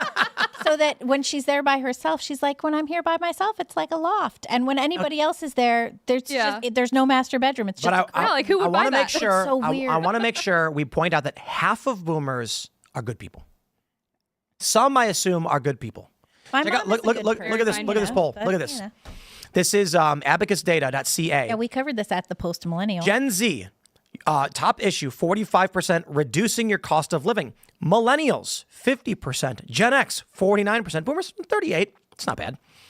Dealing with Donald Trump. Gen Z, 27%. Millennials, 28%. Gen X is 39%. Boomers is 50%. It is their number one issue. That's right. And it's so stupid. He's not even in Canada. He's the president of a different country. Yeah. That's the thing. It's poor Gen Z. That's like man. the liberal wine moms who Gen are like, Z is my just biggest fear is Putin. Can someone make the Wojak meme where it's the depressed looking guy, but Gen Z, and he says, like, I just want to buy a house and have a family, and then it's a boomer drinking tea being like, but Orange Man bad. Only if you can make sure that boomer looks like they have 4 houses, because they do. Yeah, 77% of boomers own homes. About 72% of Gen Xers own homes, half of millennials, and almost none of Gen Z. I think Gen Z's in the single digits. I bought my house a couple of years ago, and I had to leave everywhere that I'm from in order to afford it. Yo, look at this. And I'm happy about it, but still, that's what I had to do. 27% of Gen Z said make housing more affordable. 9% of boomers. Yeah, they don't care. They already have their I already house. have 3 houses. Yeah. They've got that equity. Yeah. Wow. I saw like some boomers are trying to sell their second vacation homes on the coast of Maine, and they can't find anyone to sell it to. Dude. 'Cause the rest of us are broke. Canadian boomers may have polled the worst, most amoral people I've ever seen. Look at this. Making Canada a better place to live. Gen Z 18%, millennials 20%, Gen X 11%, and boomers 8%.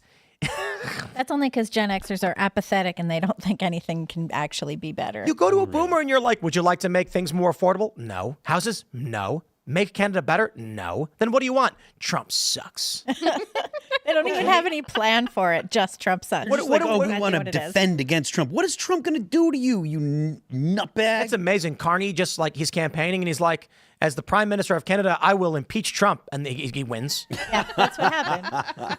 That's how that went down. It's so insane. Wow. That's incredible. This is funny, though. Gen Z, achieving reconciliation with Indigenous people, 4%. Well, because come on now, we're all done with this. We have We're real all problems. done with it. What does that even mean? Reconciliation. Reconciliation is it's a uniquely Canadian concept where the idea is that the white man was so terrible to the Indigenous people. It's like reparations-ish. Yeah. Well, I used to Indigenous play Sid Meier's Canada. Colonization in 1994, and the French get a trade bonus with Native Americans because, as history teaches us, the now Canadians were good to the Indigenous. So there's nothing to reconcile. Well, you can tell that they were good because they're not exterminated. Yeah. right? Also, I mean, remember there that, are Indigenous people in Canada, so already they did a better job. and there was the fake unmarked grave scandal with the Catholic Church. Totally in fake. Canada. There was nothing Yeah, there. Yeah. That was That was such actually garbage. evil. It was evil. Well, Canada is a weak people. You know, Canadians are very weak. Look at their governments. Come on, they just voted in the Liberals. I mean, look, I'm sorry. You're going to get more hate mail. That's fine. Pretty weak government, and it has been for a while. Listen, This listen. is the fourth Liberal Party government. Have you ever seen the grip strength between men and women graph? Yes. I'm going to pull this one up, and I'm gonna make a point. Let me grab this image. You're going to say Canadians are just a bunch of weak women who can't grip. My point things. is this. Is there a way to make this? Oh, that's massive. Let's. That's big. There you go. There you go. Okay. See the green? This is female grip strength, and the blue is male grip strength. You can see that very rarely there are some females who have a higher grip strength than males, but typically, even the strongest females have a grip strength that is lower than the average male.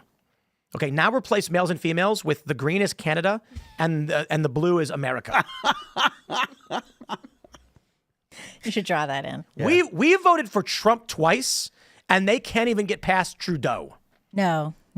So listen. Here's my point. And what's sort of funny is that Trump basically pushed for Carney.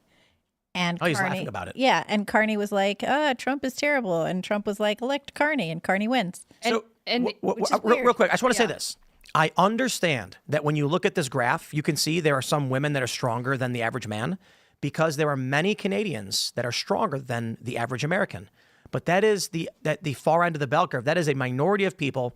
They are living in the wilderness. They are stronger than average, stronger than me, better at survival than I could ever be, armed to the teeth, manly men, riding moose. Out there in Yukon on the ice That's right. roads. But I'm talking about the majority of the people who live on the U.S. border effectively, Yeah. making their money off of the American economy and voting for a liberal government that is destroying their way of life. Statistics don't make sense. Yeah, well, That's like the people who are like, well, I know this one girl who beat this guy in a foot race, so like obviously trans people are fine. Yeah. I mean, what is it? We were talking about it earlier. It's 90% of Canadians live within 98, I think, Tim 98 said. within 100 Yeah. miles of the U.S. border. The idea that Canada can survive without the U.S. is comical. Like it's just, let's get the actual hard percent. 90%, yes, that's what I said. 90% of Canadians live within 100 miles of the U.S. border. It's a milder climate, and they have access to U.S. trade. Yeah, and what percent of their economy is from U.S. trade? It's a pretty significant amount.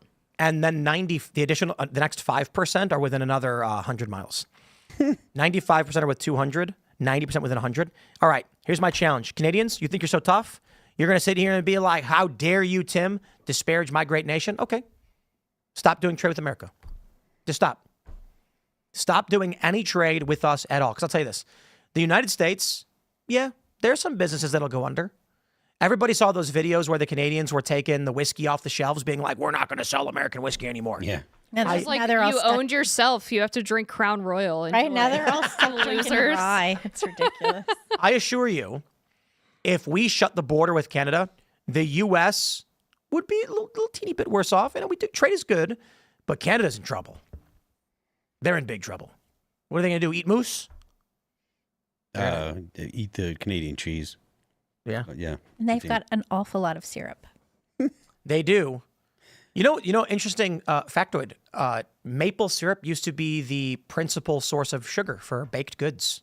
That sounds like the greatest thing ever. I put a lot of when I bake, I use maple sugar. Between maple sugar. Not even that, but like syrup. Could you imagine you're making cookies and it's like, I'm putting maple syrup in these chocolate chip cookies. That sounds so good. Really good. Now what do we The do? only Beet problem- sugar? Well, It's the only just problem you with replace it it is- with butter and sugar separately. But the only problem with using Oh no, you put maple syrup- and butter. No, but I'm saying that because the texture would change, right? So like Yeah, it makes maple the syrup- batter runny. Yeah. Yeah, that's the problem. You need a little more flour, and then Yeah. you need a little more leavening to work. it Maple all sugar out. then will go your route. Yeah, Either way, that would taste so good. It's But it's so delicious. expensive. yeah. I Now put we maple have- syrup in my buttercream. I make maple syrup vanilla buttercream. You know where we get white sugar, table sugar from, right? What beets? Beets. Yeah. That's awful. It is awesome. You can also you can get cane sugar. Yeah, I know. Yeah, I buy pure cane sugar. More Get expensive. the a little bit. organic, you know, because I'm that bitch really. Yeah, But we're in maple country here. and I don't use You vegetable drive oil. like a half an hour and there's just maple syrup and going on all over the place. I went to a place with Allison, and it was just some like 80-year-old man, and they had us watch a video about the history of their maple farm. Oh, that's awesome. It was amazing. It was like 7 generations. I love that. Yeah. I'm And glad there's there was like- a video because a lot of those like veteran roadside stands in Virginia are total scams. They don't Really? actually make the jam. They're liars. Oh yeah, yep. They're fibbing? Son of a. There's a company out here What, do by they us. just buy it from Meghan Markle or something? No, there's a company out here by us that mass produces jams, jellies, snacks, and then they label it for whatever farm or Yeah. whatever.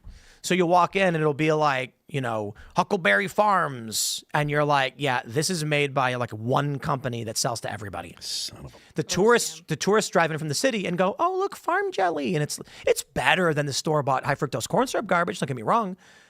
But it's not, Still. you're just getting a white label jelly that you can buy from any one of these farm stores. Go to Oars And the antique stores. Farmers Market. We got like, if you lot like of those. antiquing, Yeah. this is where you go to antiquing. Yeah. Yeah. Oh yeah. Martinsburg. And they bought all some sell cool jam. stuff. I bought some cool stuff at an estate sale. There's an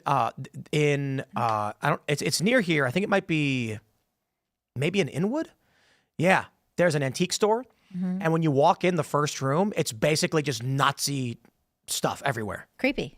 Yeah, and they're like, Did you buy some stuff? no, That is World War II paraphernalia. yeah, I would say that if Allied stuff was in it too. There wasn't any Allied stuff. It's like very little. All creepy German. Yeah, largely like German stuff. But I don't care. It's antiquing. It's like they're artifacts. There's one place I went to was really cool. They had a captured German gun, like the sidearm. I forgot what kind of gun it is. I don't know. Mauser. Was that what it was? Could have been. I don't know. And it had a certificate of authenticity. And I'm like, I totally get why people would buy that. I know. Some people are Nazis. Some people like history. I would. There's a distinction. I don't care. And there's a Venn diagram in there somewhere. I don't care what anyone calls me. If I can get my hands on a Sturmgewehr for less than 44 grand, I'm buying it. A what? Sturmgewehr, the first machine gun that the Nazis had. Okay. Germans, and it was actually the AK-47 had a lot of influence from the Sturmgewehr. Interesting. We got a bunch of stories. Should we talk about this major Supreme Court ruling that Trump just won? That would be a Yeah. good idea. Here we go. From the Daily Mail, Supreme Court rules on Trump's total ban on transgender troops, saying, yep, a huge win for Trump. The Supreme Court ruling lifts a lower court's decision to pause Trump's policy, which the administration called dramatic and facially unfair. The order allows the DOD to continue removing trans service members from the military and denying enlistment while lawsuits continue in the lower courts. Yeah, so we're still going to hear it in the what is it, the Fifth Circuit? The one in Louisiana, is that the Fifth Circuit? Well, Trump's policy is sound. Okay, first, gender dysphoria is a DSM-5 mental disorder. That is the academic description.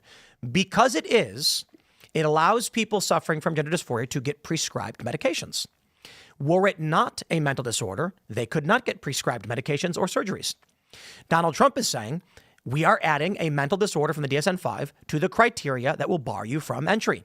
There's a bunch of others, schizophrenia, for instance. There's a bunch of mental disorders. There's like 44, I think. Yep. This is just one of them. The lower courts are basically telling the commander-in-chief of the armed forces, and I should say this, this judge literally wrote all means all, saying you can't discriminate against a person for this reason. That means that the viral meme that came out of this was a bipolar paraplegic must be allowed to enter the military and go through basic training, which is impossible. Trump's policy is sound. What he said was, if you are diagnosed with gender dysphoria but do not exhibit symptoms, you are fine. But if you are exhibiting symptoms, then you're out.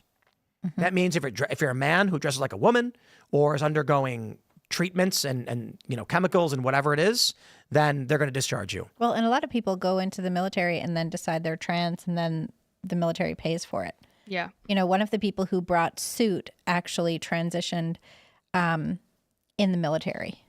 Was in the military for like 19 years. So this case went to Washington, I think a court in Washington that put on the nationwide injunction. The Trump administration appealed it to the Fifth Circuit. The Fifth Circuit did not lift the injunction. So they did the emergency application to the Supreme Court that lifted the injunction while it's being heard in the Fifth Circuit. There is no topic more absolutely insane than things like transgender people in the military. The transgender issue overall is just a complete and total insane topic. The fact that we debate this is mind-blowing. It is kind of, yeah. Look, to my Canadian friends, I know we made fun of you quite a bit tonight, but I have to admit, the United States is a largely unserious people as well. We may be tougher than you because we did elect Trump Very twice. fine people on both sides. Yes. You are a silly people. We are also a silly people, but slightly less, to be fair. Admiral Rachel Levine. Oh, also removed, right? Thank God. I don't think so, because they're in the... He's in the National Health He should never... I thought there was a ruling saying Trump could fire... I saw something about that, and it appeared on a lot of people's Twitter posts, and I couldn't actually find it in real life. Yeah, you're right. I'm looking for it now. I see nothing. Yeah, it's just a bunch of Twitter posts. It was just a bunch of people who were really excited about it. No, I think people might be saying this. This ruling would allow Trump to fire Rachel Levine. But Rachel Levine is in the health service. Doesn't matter. Yeah, I don't think it already matters. is fired. Thank God. Right? Because they're not the deputy or assistant health and human services secretary anymore. Yeah, I think you're right. He's still Levine in the is military, not in but the government. Yeah. But it's like a first admiral in the some sort of health service. First 4-star female admiral. Right. Yeah. Not even female. Insane. Crazy person. But they said female. They kept saying that's what female. they said. First 4-star female I admiral. don't care. It's just lies. Yeah, How sick of being lied to are you? But here's the shit thing. anymore. We joke and laugh about it. 50 to 100 years from now, if the woke win, no one will know this is a man. No. Because they rewrite all the articles to say she and her and first female. Well, yeah, you have to be careful about that and not lie. I mean, you just can't lie. So They even remove ridiculous. Rachel Levine's name is removed from the Wikipedia. Right. Look, if I changed my name to Phil Labonte, the Wikipedia would say Phil Labonte born Timothy Poole. But if you are trans, they remove the history of your name. Well, and they make it like illegal for you to use the person's name. You know, they do that too. Look, there was absolutely out of control. I tweeted this just like yesterday or earlier today. There is a fairly famous trans woman that is saying the batshit crazy thing of if you don't like trans women, you don't like women. Tweet on that. That is not even within the realm of sane. That is so crazy. No. And that is why the trans movement is going to fall apart. You are not going to get lesbians to accept that they must have sex with a person Isn't with a that penis. crazy? The only way it's insane. No, I had a friend when I haven't talked to this person since this point. I lost a friend over this. Man, this is probably 10 years ago. She was saying that trans women are women and trans men are men. And I'm talking to her and I was like, well, I mean, the trans woman is a trans woman. And she's like, no, they're women. And I was like, but come on, like, And what are they transitioning from? I was like, you're not saying literally. And she's like, yes. And I was like, so you like men? She's like, yes. And I'm like, so you would be in a relationship with a trans man? She's like, yes, it's a man. And I was like, but they got lady parts. She was like, so? And I was like, are you into that? She was like, I could learn to. Oh. And then I was like, Oh my God. so you're into conversion therapy. She snapped, and then she was like, what is wrong with you? Why are you even bringing this stuff up? And I'm like, you were bringing it up, and I'm just having a conversation with you. And that was the last time we ever talked. What's wrong That with is crazy. you? She asked what's wrong with you? She's the one that is actually making the insane statements. I just told her she was gay. Wait, I was reading some articles recently about ending gender affirming care, as they call it, and then a separate bill about conversion therapy. And I started to get confused because I was like, aren't they the same thing? But there's actually a lot of news organizations now, to your point about like they don't say trans woman anymore, it's just woman. A lot of news organizations like the Washington Post and Politico have gotten away with all signifiers of someone being transgender. So you're not allowed to say biological man or biological woman. You're not allowed to say identifies as or born as, because it all implies that the person is not actually the gender that they claim to be. Guess I'm what? gonna start They're referring. Guess lies. what? It's just lies. Yeah. I'm gonna. That's how you end up with this female, Yeah. female, woman teacher rapes student. Well, here's the like, problem. didn't Conservatives will say a transgender male to mean a guy who wants to be a woman, but to a liberal, they're hearing a trans man who's a female who wants to be a male. because you have to do mental jumping jacks. I'm gonna say from now on, I'm just gonna refer to when someone is female and then undergoes, drugs or surgery to appear male, or if they're male and do the same thing to be female. I'm gonna call that conversion. It is conversion, yeah. Yeah. So you're undergoing conversion. Well, and the conversion other thing treatment. too, like, did you see? So Robert De Niro's 29-year-old son came out as trans recently, and was talking about how when he was a kid, he never heard anybody say that he was just right, just the way he is, and that if he'd heard that, then he would have felt better about himself coming out as trans. Maybe he would have come out trans sooner. But being trans is thinking that there's Something's wrong with something you. wrong with you. Otherwise, you wouldn't need to take a bunch of weird drugs to mess up your whole body. I saw a great picture of Robert De Niro and his kid and Clint Eastwood and his kid. Clint Eastwood's kid is a normal dude. No, he's a man. Gorgeous. Well, yeah, he's a man. Yeah, but he looks a very totally handsome normal. guy. And Robert De Niro's kid is obviously an insane person. And obviously an insane person, yeah. Yeah. And there's so many of these insane children in Hollywood. Yes. Well, Bill Maher made a great point. He said, what are we doing? Because it's not happening in Ohio, but it is happening in California. Well, it is happening in Ohio. It's happening all over the place. He's pointing out the numbers. Yeah. In California, it's like 30%. In Ohio, it's like 2%. Well, apparently a Virginia fair has the number in highest. Minnesota. Virginia has the highest per capita trans rate in the country. Apparently, Is that because of all the private schools in D.C.? I think it's probably like a Nova thing. Wait, was I don't know. I think it might just be Northern that Virginia. I do think a lot. There's two big components, and they're different. I don't think men and women become trans for the same reasons. No, I don't I think think so. That's 100% true. men, there's either fetishists, Yep. Like Leah Thomas. Yes. there's legitimate dysphoria, which, some people, whatever that issue is, they have the dysphoria. And then I also think that some of it is a hormonal imbalance, which may cause the dysphoria. Like a lack of testosterone. Low T guys. And So they don't feel like masculine enough, so they think they must be women. it's not that, it's that they're very low testosterone and very effeminate, and they behave like women. Yeah. And then people tell them, you must be a girl. And because they're agreeable in low T, they say, okay. For trans men, people who are female, I think a lot of it is growing up in a society that demonizes femininity, tells women to be bosses. We in the United States tell young girls to succeed, you have to be a CEO, not a mom. And so when they're growing up, they are being battered over the head socially with be a boss, be a CEO, be independent. And many of them internalize that. A lot of it is also sexual trauma. Yeah. A lot of young women who experience sexual assault or persistent harassment in childhood use transitioning as a way to get away from the female body, so they're no longer attractive to people who would take advantage of them. I think that's what happened with Ellen Page. I think that's probably right. I was reading a part of Elliot's book, and the story very much is that she was mercilessly abused in Hollywood and raped. And then she talked about it in the press, how she was beating herself and self-harming. And then this was her out. And you see But this. it's just it's an advancement of the self-harm. Yeah, right. It's like the peak of self-harm. And then it's a stay away from me. I'm not for you. Can't touch me now. You don't want to touch me. It's sad. Right. And I think of it like with anorexia or bulimia. When we see somebody's anorexic, we say stop. Like you need help. You need treatment. We're going to help you. But with a lot of these people who are suffering from dysphoria or trauma, like you're describing it, people clap and cheer them on. Yeah. Say, come on, do it. It's like, geez, man. It's like telling a person on a bridge to jump. It's messed up.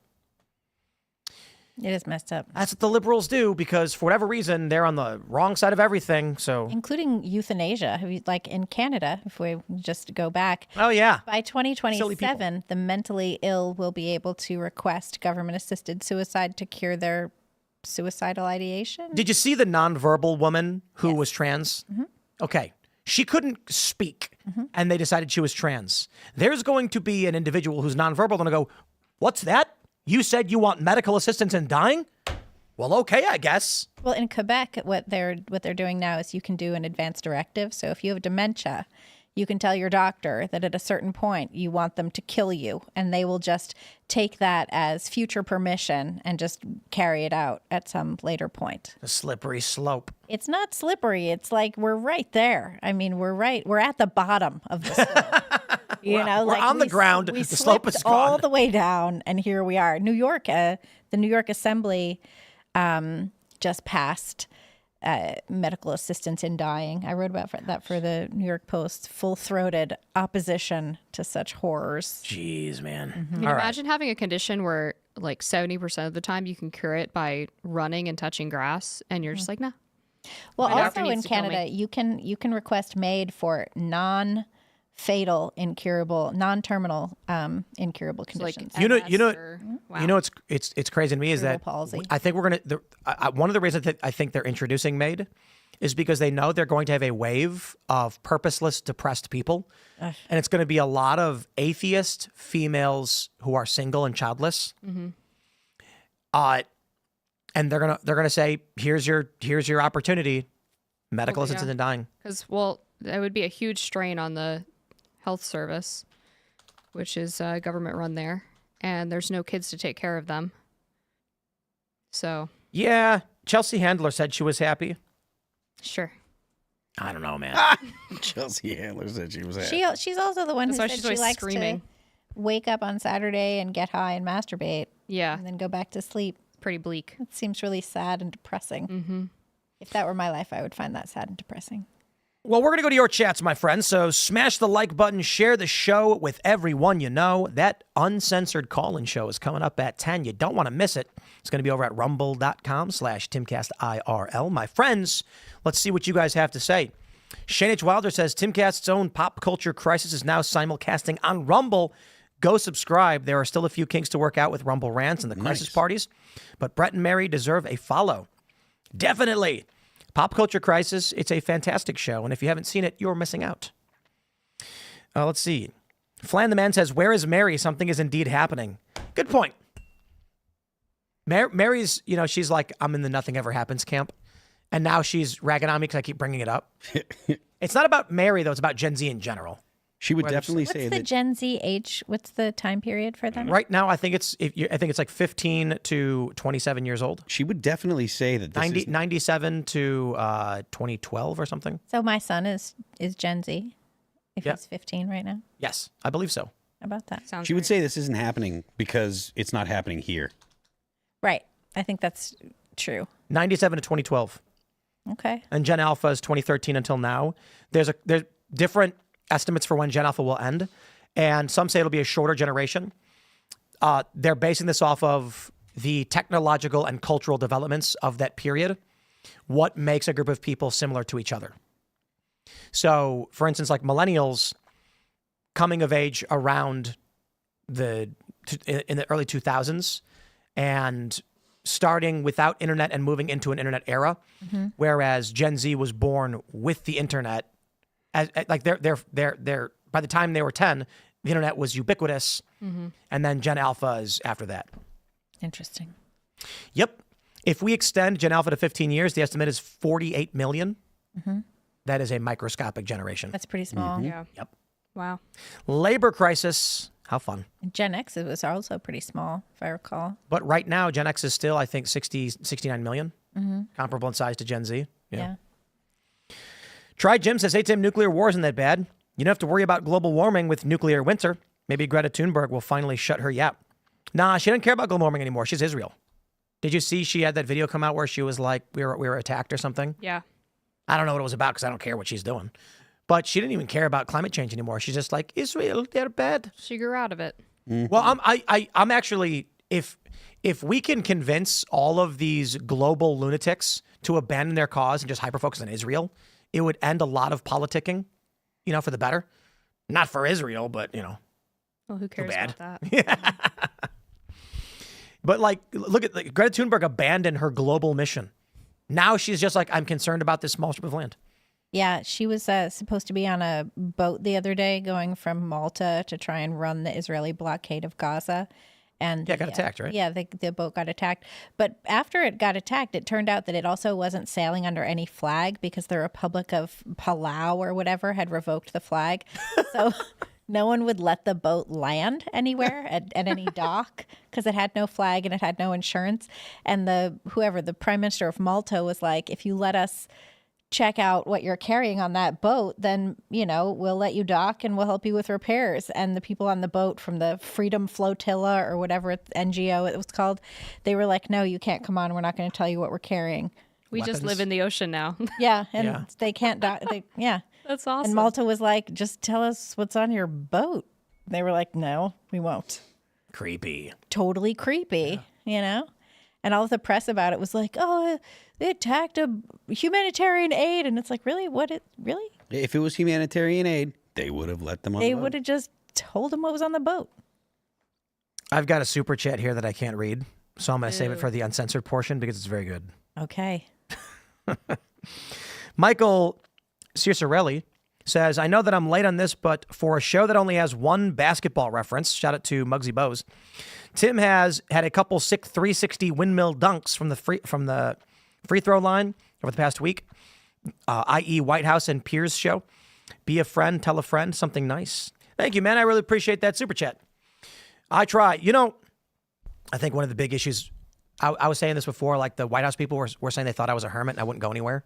And I was like, what do you mean? Like I flew to New York to go on Jesse Waters' show, which I will be doing again in a couple weeks. Oh, that's nice. Unless you do it You've from been DC. killing it.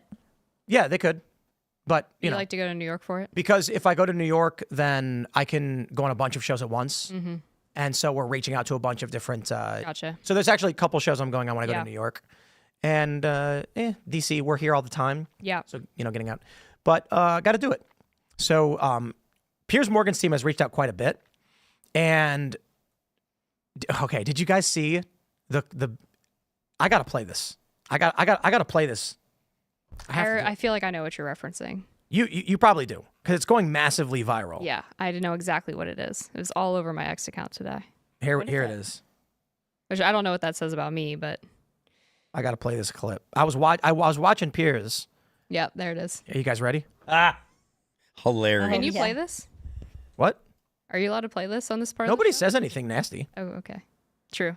Actually, Mark Lamont Hill does use a racial slur. Okay. But where's the audio? Oh, no backlashing about this. I gotta start it over. People can say things to white people all the time and they never get canceled. There's no backlashing about this. I want to live in a country where people are allowed to say what they want unashamedly, and you will Well, go not on then, have say free- it. Say You the will M. not have Go on, free say. speech. Go on, say the M word. Go on. I'm No, not Sorry, ashamed. hang Don't on. invite. No. No. I don't want you to invite this woman to say a racially harmful term in front of me because I'm the only on here. So if she says it, I'm the victim of it. So please don't invite her for ratings to call me the N-word because that's basically what it's going to be. There's a bunch of white people up here. You and one Uncle Tom on the left here, and to ask her to say the N-word while I'm here is ridiculous. You would not sit here with a Jewish person and say, please use a Jewish slur in front of this Jewish. It's ridiculous. I understand you don't have any bad intent, Piers. I understand what you're trying to do, but we you know already what, know Mark? she's I racist, hear you. and I don't want to invite Mark, a racial harm to me. I to hear prove you. I hear you, and I accept that. And racial we'll leave it there. harm. Thank you all very much. Okay, so first of all, he called Myron Gaines an Uncle Tom. Yeah. Which is a racial slur. And the funny thing is, in the full show, Myron's like, I'm the definition of an African American. Like, And he's like, no, you don't count. You're Sudanese. Or like Mark Lamont Hill said something like that. Dan. It's in Africa. Right.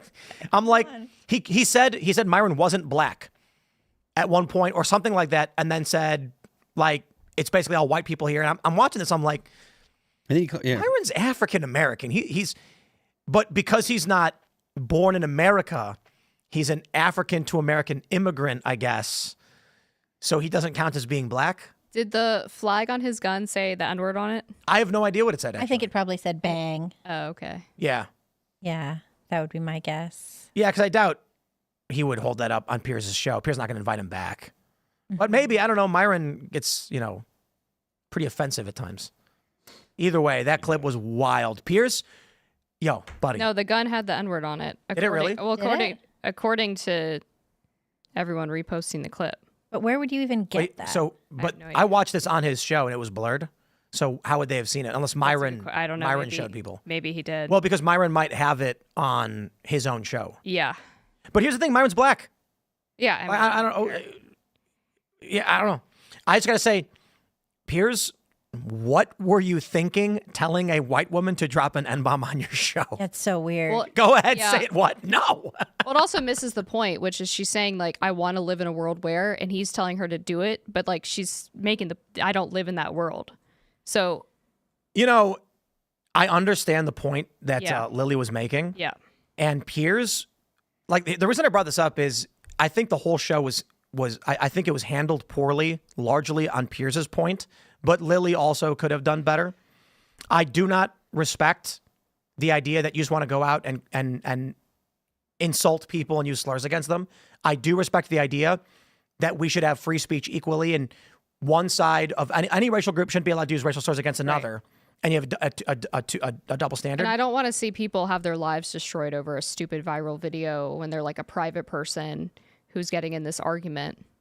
I think the challenge with it is, like, yes, I agree. The challenge with it is companies are largely like, look, you are well known for doing something that most people don't like, so I don't want to work with you. There's a challenge for, look, I run a company, I have a business. If someone who worked here went out in the middle of the street holding up some like really offensive sign and it was like, wherever the line, calling for genocide or who knows what, how am I going to run a business when advertisers are saying, yo, that crossed the line? It depends on your job, though, I think. Like, what if she works at the local bank? Right. Does anyone care? Really? No one's going to know. And so for us, we're like, that's why I think if you're in the media space, it is different. Yeah, totally. That being said, of course it is. The threshold for us here at Timcast is largely criminal. So we've had people here go on X and post really messed up stuff. And I'm like, oh. And then I've had people tweet at me, be like, did you see what your employee said?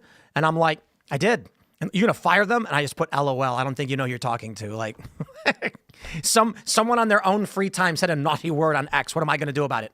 Knock on their door and be like, hey, I police your life now? What is this, communism? I don't want to live in that world. I run a private business. Someone comes here to clean my floors. I'm going to tell them what they can or can't say. Yeah, that would be crazy. But that's the world that they want to live in. It's the world a lot of people want to live in. Creepos. Except when it happens to them and then they find it confusing and they wonder what happened. Yo, that clip was hilarious, though, because Piers was like, do it, say it. Like, Piers, you knew where that was going. You got two black guys on your show, and you told the white woman to drop an N-bomb. Why? You should have. It'd be hilarious. Why? She's already said it before. Because, look, Piers Morgan's show is like Maury Povich. Yeah. He gets people to do outrageous things. That's part of his MO. Give him what he wants. Give him the clip he wants. Not like Lily cares, you know? Yeah. The whole point of that show is the outrage. The whole point of Piers' show is outrage. So I would love to do the culture war with Zoom calls because we would get a lot more people if we did. But it doesn't work. Yeah. It doesn't work. Like, even when I'm doing these one-on-one interviews in the morning, it's really hard to have interaction because we can't really see each other. No, I do those all the time. Like, I'll do, like Newsmax or whatever from my house. And you have to just pretend that you're in person, and it's not easy. No, it's but not. There's also issues with time. The delay is weird. Yes. Like, it's also, you can't say thanks for having me. There's no time. Not just that, I don't know what their time is Yeah, at. because they don't come in your ear and tell you, like, we've got to wrap. Right. Yeah. Sometimes it they'll does make it harder. the good shows will start playing slow music, will rise. Or the host will start sort of politely interrupting you, and you can kind of, like Fox does that. You can kind of tell. Yeah, I know, but like that is crude in my opinion. It's not like, ideal. It helps if you know how long, like if they tell you you're on for like 2 segments and this is how long each segment is, then you can like figure it out on your own. You know? I went on Charlie Kirk's show recently, and they said, "Here's how we're going to break down the time," and I have a clock right there. So like, easy. Yeah. Well, and super then easy. Charlie at the end will be like, "With a minute left, tell us this," Yeah. and you're like, Yeah. "Okay, I got a minute." That's always a good move. Yeah. We used to have this host that did Rising with me, and she was remote in North Carolina. And it was so impossible to have a real debate because it was like she talks for 3 minutes and then I talk for 3 minutes because you can't have any crosstalk with the time delay. Exactly. It just because then you just sound like a jerk because it sounds like you're actually interrupting them. Indeed. Let's grab some more. Jeffrey French Pods, or is it PDS? I don't know. Tim, it's China using Pakistan. Perhaps. St. Miles says Hindus believe in reincarnation. They are afraid of coming back as a bug. No, I that wouldn't work on me. Coming back as a bug? No, why? Yeah, they don't live that long. Yeah, it's true. So it's like, most bugs don't get squashed. Most bugs just be chilling. Kind of die. Yeah, I mean, we have waves of bugs here at the boonies in the skate park. The first bugs, I think, were stink bugs. Oh, I hate stink bugs with a burning passion. But then we had crickets. Not so bad. Then we had ladybugs. Not so bad. Those aren't bad. And we had wasps. That's terrible. Very bad. The wasps seem to be gone, and we're back now to, I think it's stink bugs. I have maybe it's a cycle. Maybe they're just reincarnating. I think they're all competing and eating each other in cycles. Yeah. I have wasps. There's like occasionally wasps at my house, but they're paper wasps. So they're like eating my deck chairs. Oh, We've been You know- getting wasps. I actually like stink bugs. I don't like the number of them. I can't stand stink bugs. They're hilarious. They look so insane. I don't know. There's something about their spiky little edges and the pattern on them that freak me out. I think just because like growing up in rural Maryland, like as a kid, and there's a stink bug infestation, like the thought Yeah. of that just really scared me. But they're super chill. They're also an Asian invasive species. That's true. And I'm Those a lightning bug kudzu, things. Not lightning the bugs. Asian The, lady beetles, like Oh, get the 'em all lantern out. flies. Those yeah. things, yeah. Those are gross. I don't just like I those can't guys. stand invasive species. I was recording a segment once, and when I rapped, I looked up, and there was a stink bug, and it was clapping. It was going like this. And I was like, thank you. You once freaked me out. There was a stink bug on my mic, and you like pointed it out, and I lost it. I would freak out. I hate bugs. But stink bugs don't do anything. They smell bad. We put one in a water bottle once and shook it up and then opened it in front of my cat's face. And it blasted He her. went, They stink. yeah. But they're chill. Like Someone's going to cry animal abuse now. crickets are chill. No, nobody likes bugs. No, the cat. A lot of crickets. A lot of crickets in here. The good thing about the crickets is that we could scoop them up and throw them to chickens. You know what I mean? I was thinking what we need to do is just get a chicken and let them loose. Run around. Because roosters don't care to eat because they don't make eggs. Right. So they just like watch and they like look around all crazy as the hens go nuts and just attack everything. One of our chickens once ate a mouse. Oh, really? Yeah, they do that. That's wild. Chickens, man, they're crazy. Little dinosaurs. All right, Pinochet says if a nuclear war occurs, Democrats should immediately run outside to take in the view and the rays, get it over with. Ha. To be honest, we're not going to get by a nuke, so that's just nothing's ever going to happen. It's not. Geopolitical says Timcast should make several shows on nuclear war and survival and bring on some experts on how to survive nuclear war. There are several writers out there that are good sources. That'd be a cool culture war. That would be a good one. Talking about surviving a nuclear apocalypse. You get like a prepper on there too. Yeah. Yeah, I think we have done that before. It's fun. So, how many cans of beans do you have?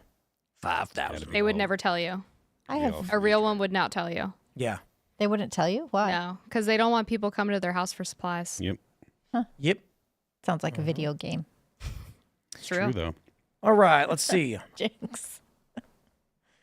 B. Walsh says, please read this ASAP. John Bolton gave an interview on New Delhi TV last night saying India had a right to attack. Interesting. Ah, shut up, John Bolton. Yeah. Shut up, John Bolton.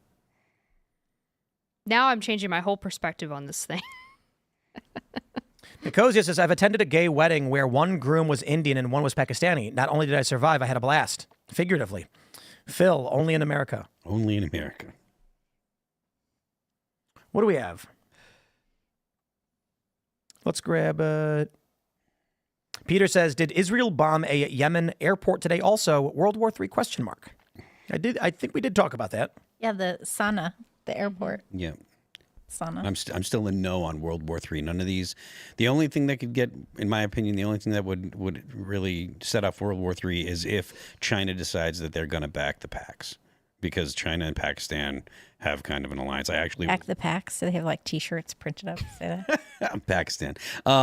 If you say Pakis, that's wrong. No, that's racist. That's racist. Yeah. So. All right. Cowie Ryder says, what do you think the chances are that any country has successfully developed an antimatter bomb? 100%. What would be an antimatter bomb?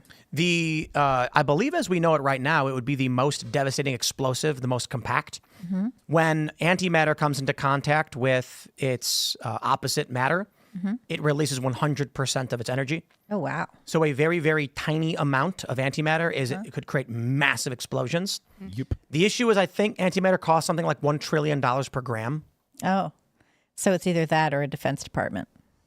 Let me take a look. How much antimatter does the U.S. have? Probably it's a microscopic amount.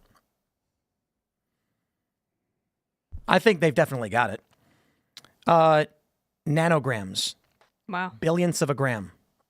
Obviously, because it's, Fermilab has produced approximately 15 nanograms of antiprotons. Yeah, it's really hard to keep that stuff from interacting with regular protons. It's not very stable. Well, it's not that it's not stable. It's just that when it comes in contact with, so it's just negatively charged, and when it comes in contact with a positive charged proton, it annihilates, and protons and those subatomic particles are all over the place. So, oof, and that is not nearly enough.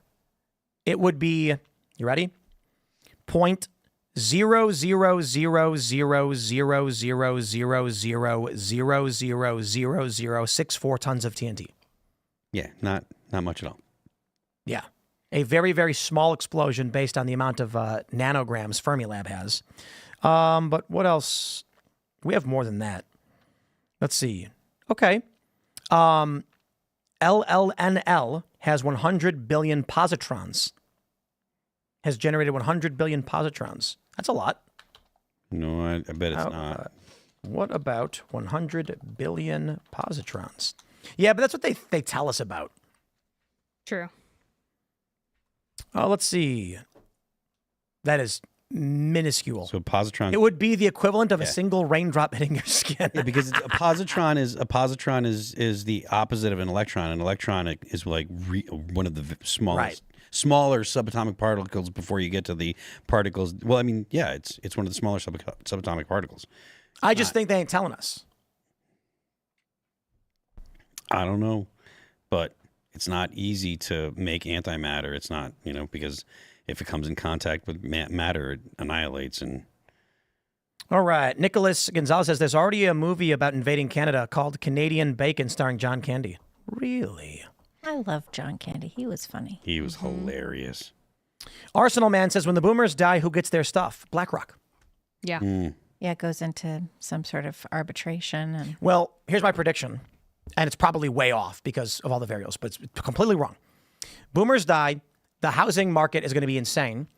A house today that's $500,000 will be $2 million by then, in the next 15, 20 years or more. Gen Z and millennials will have no money to purchase these properties for such extreme high prices. So the people who inherit them, which are going to be older millennials and Gen Xers, younger Gen Xers, older millennials, they will say, I don't care. I don't want the house. Just sell it. The agent's going to say, okay, we'll put up for $2 million. No one's buying. We'll drop it to 1.7. No one's buying. 1.4. Okay, we got an offer from BlackRock. And Gen Z is going to go, wow, I wish I could afford a house. Yeah, if I will say if I inherited properties from my mother, who has very nice properties, I would keep them. And I would share them with my child. Agreed. So I imagine, without saying where they are, they're probably thousands of miles away or 1,000 miles away. Where? The properties that you would inherit would be very far from where you are now. Mine aren't. No, East Coast. But, so hundreds? Yeah, hundreds. How do you maintain the house? I don't know. All I have so far. Day laborers? Good neighbors. All I have right now, Tim. What happens Occasional if visits. What happens if a pipe bursts while you're not there? House is gone. Well, you have to visit people occasionally, have, People have summer houses. Yeah. Indeed, they do, and you got to turn the water off. Yeah, you go like once a quarter. And yep. And then you have good neighbors. I mean, these are Yep. places I already And go cameras. frequently because my mother is there. On average, I think people underestimate how hard it is to maintain a house, Well, you wouldn't. You have like a lot of properties. and it's insane. Yeah, It's ridiculous. Like I have one. we have the little old house. the old studio, and like the AC was leaking, and then wow. it's like, okay, Well, I mean, look, we have to have staff who go there every day and run a checklist to make sure. it's a good idea to have, like, I've got, my house in New Hampshire, and there are people that live there, and I rent it out to them. That's not a bad way to actually have property that is maintained, or at least you know what's going on. Yeah, you've got an eye kept on it. Indeed. Well, my friends, we're going to go to that uncensored call-in show, so smash the like button, share the show with everyone you know. Follow me on X and Instagram at Timcast. Join our Discord server. You must get involved in the Discord server, because we just did that members-only Culture War Live on Saturday, and it was amazing. It was so much fun.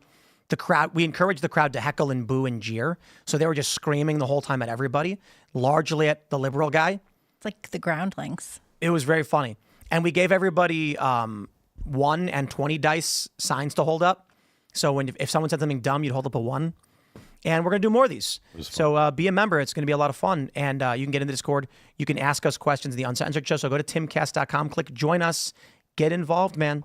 Amber, do you want to shout anything out? Yeah, absolutely. So check out dailycaller.com, and also you can follow me on X at Amber Marie Duke, and that pretty much covers everything I'm involved in. There you go. You can follow me on X at Libby Emmons. You can check out what we're doing at thepostmillennial.com. And I would love it if you signed up for my newsletter. I send it out every day, thepostmillennial.com/Libby. And it's actually really cool. We were sponsored this month by Merriweather Farms, who I met last year on an episode of Timcast. And yeah, and they're awesome. So I would love it if you check out the newsletter, check out our sponsor. Thanks. I am Phil That Remains on Twix. I'm Phil That Remains Official on Instagram. The band is All That Remains. Our new record is called Anti-Fragile. You can check it out on Apple Music, Amazon Music, Spotify, Pandora, and Deezer. And don't forget, the left lane is for crime. We will see you all over at rumble.com/TimcastIRL in about 30 seconds. Thanks for hanging out.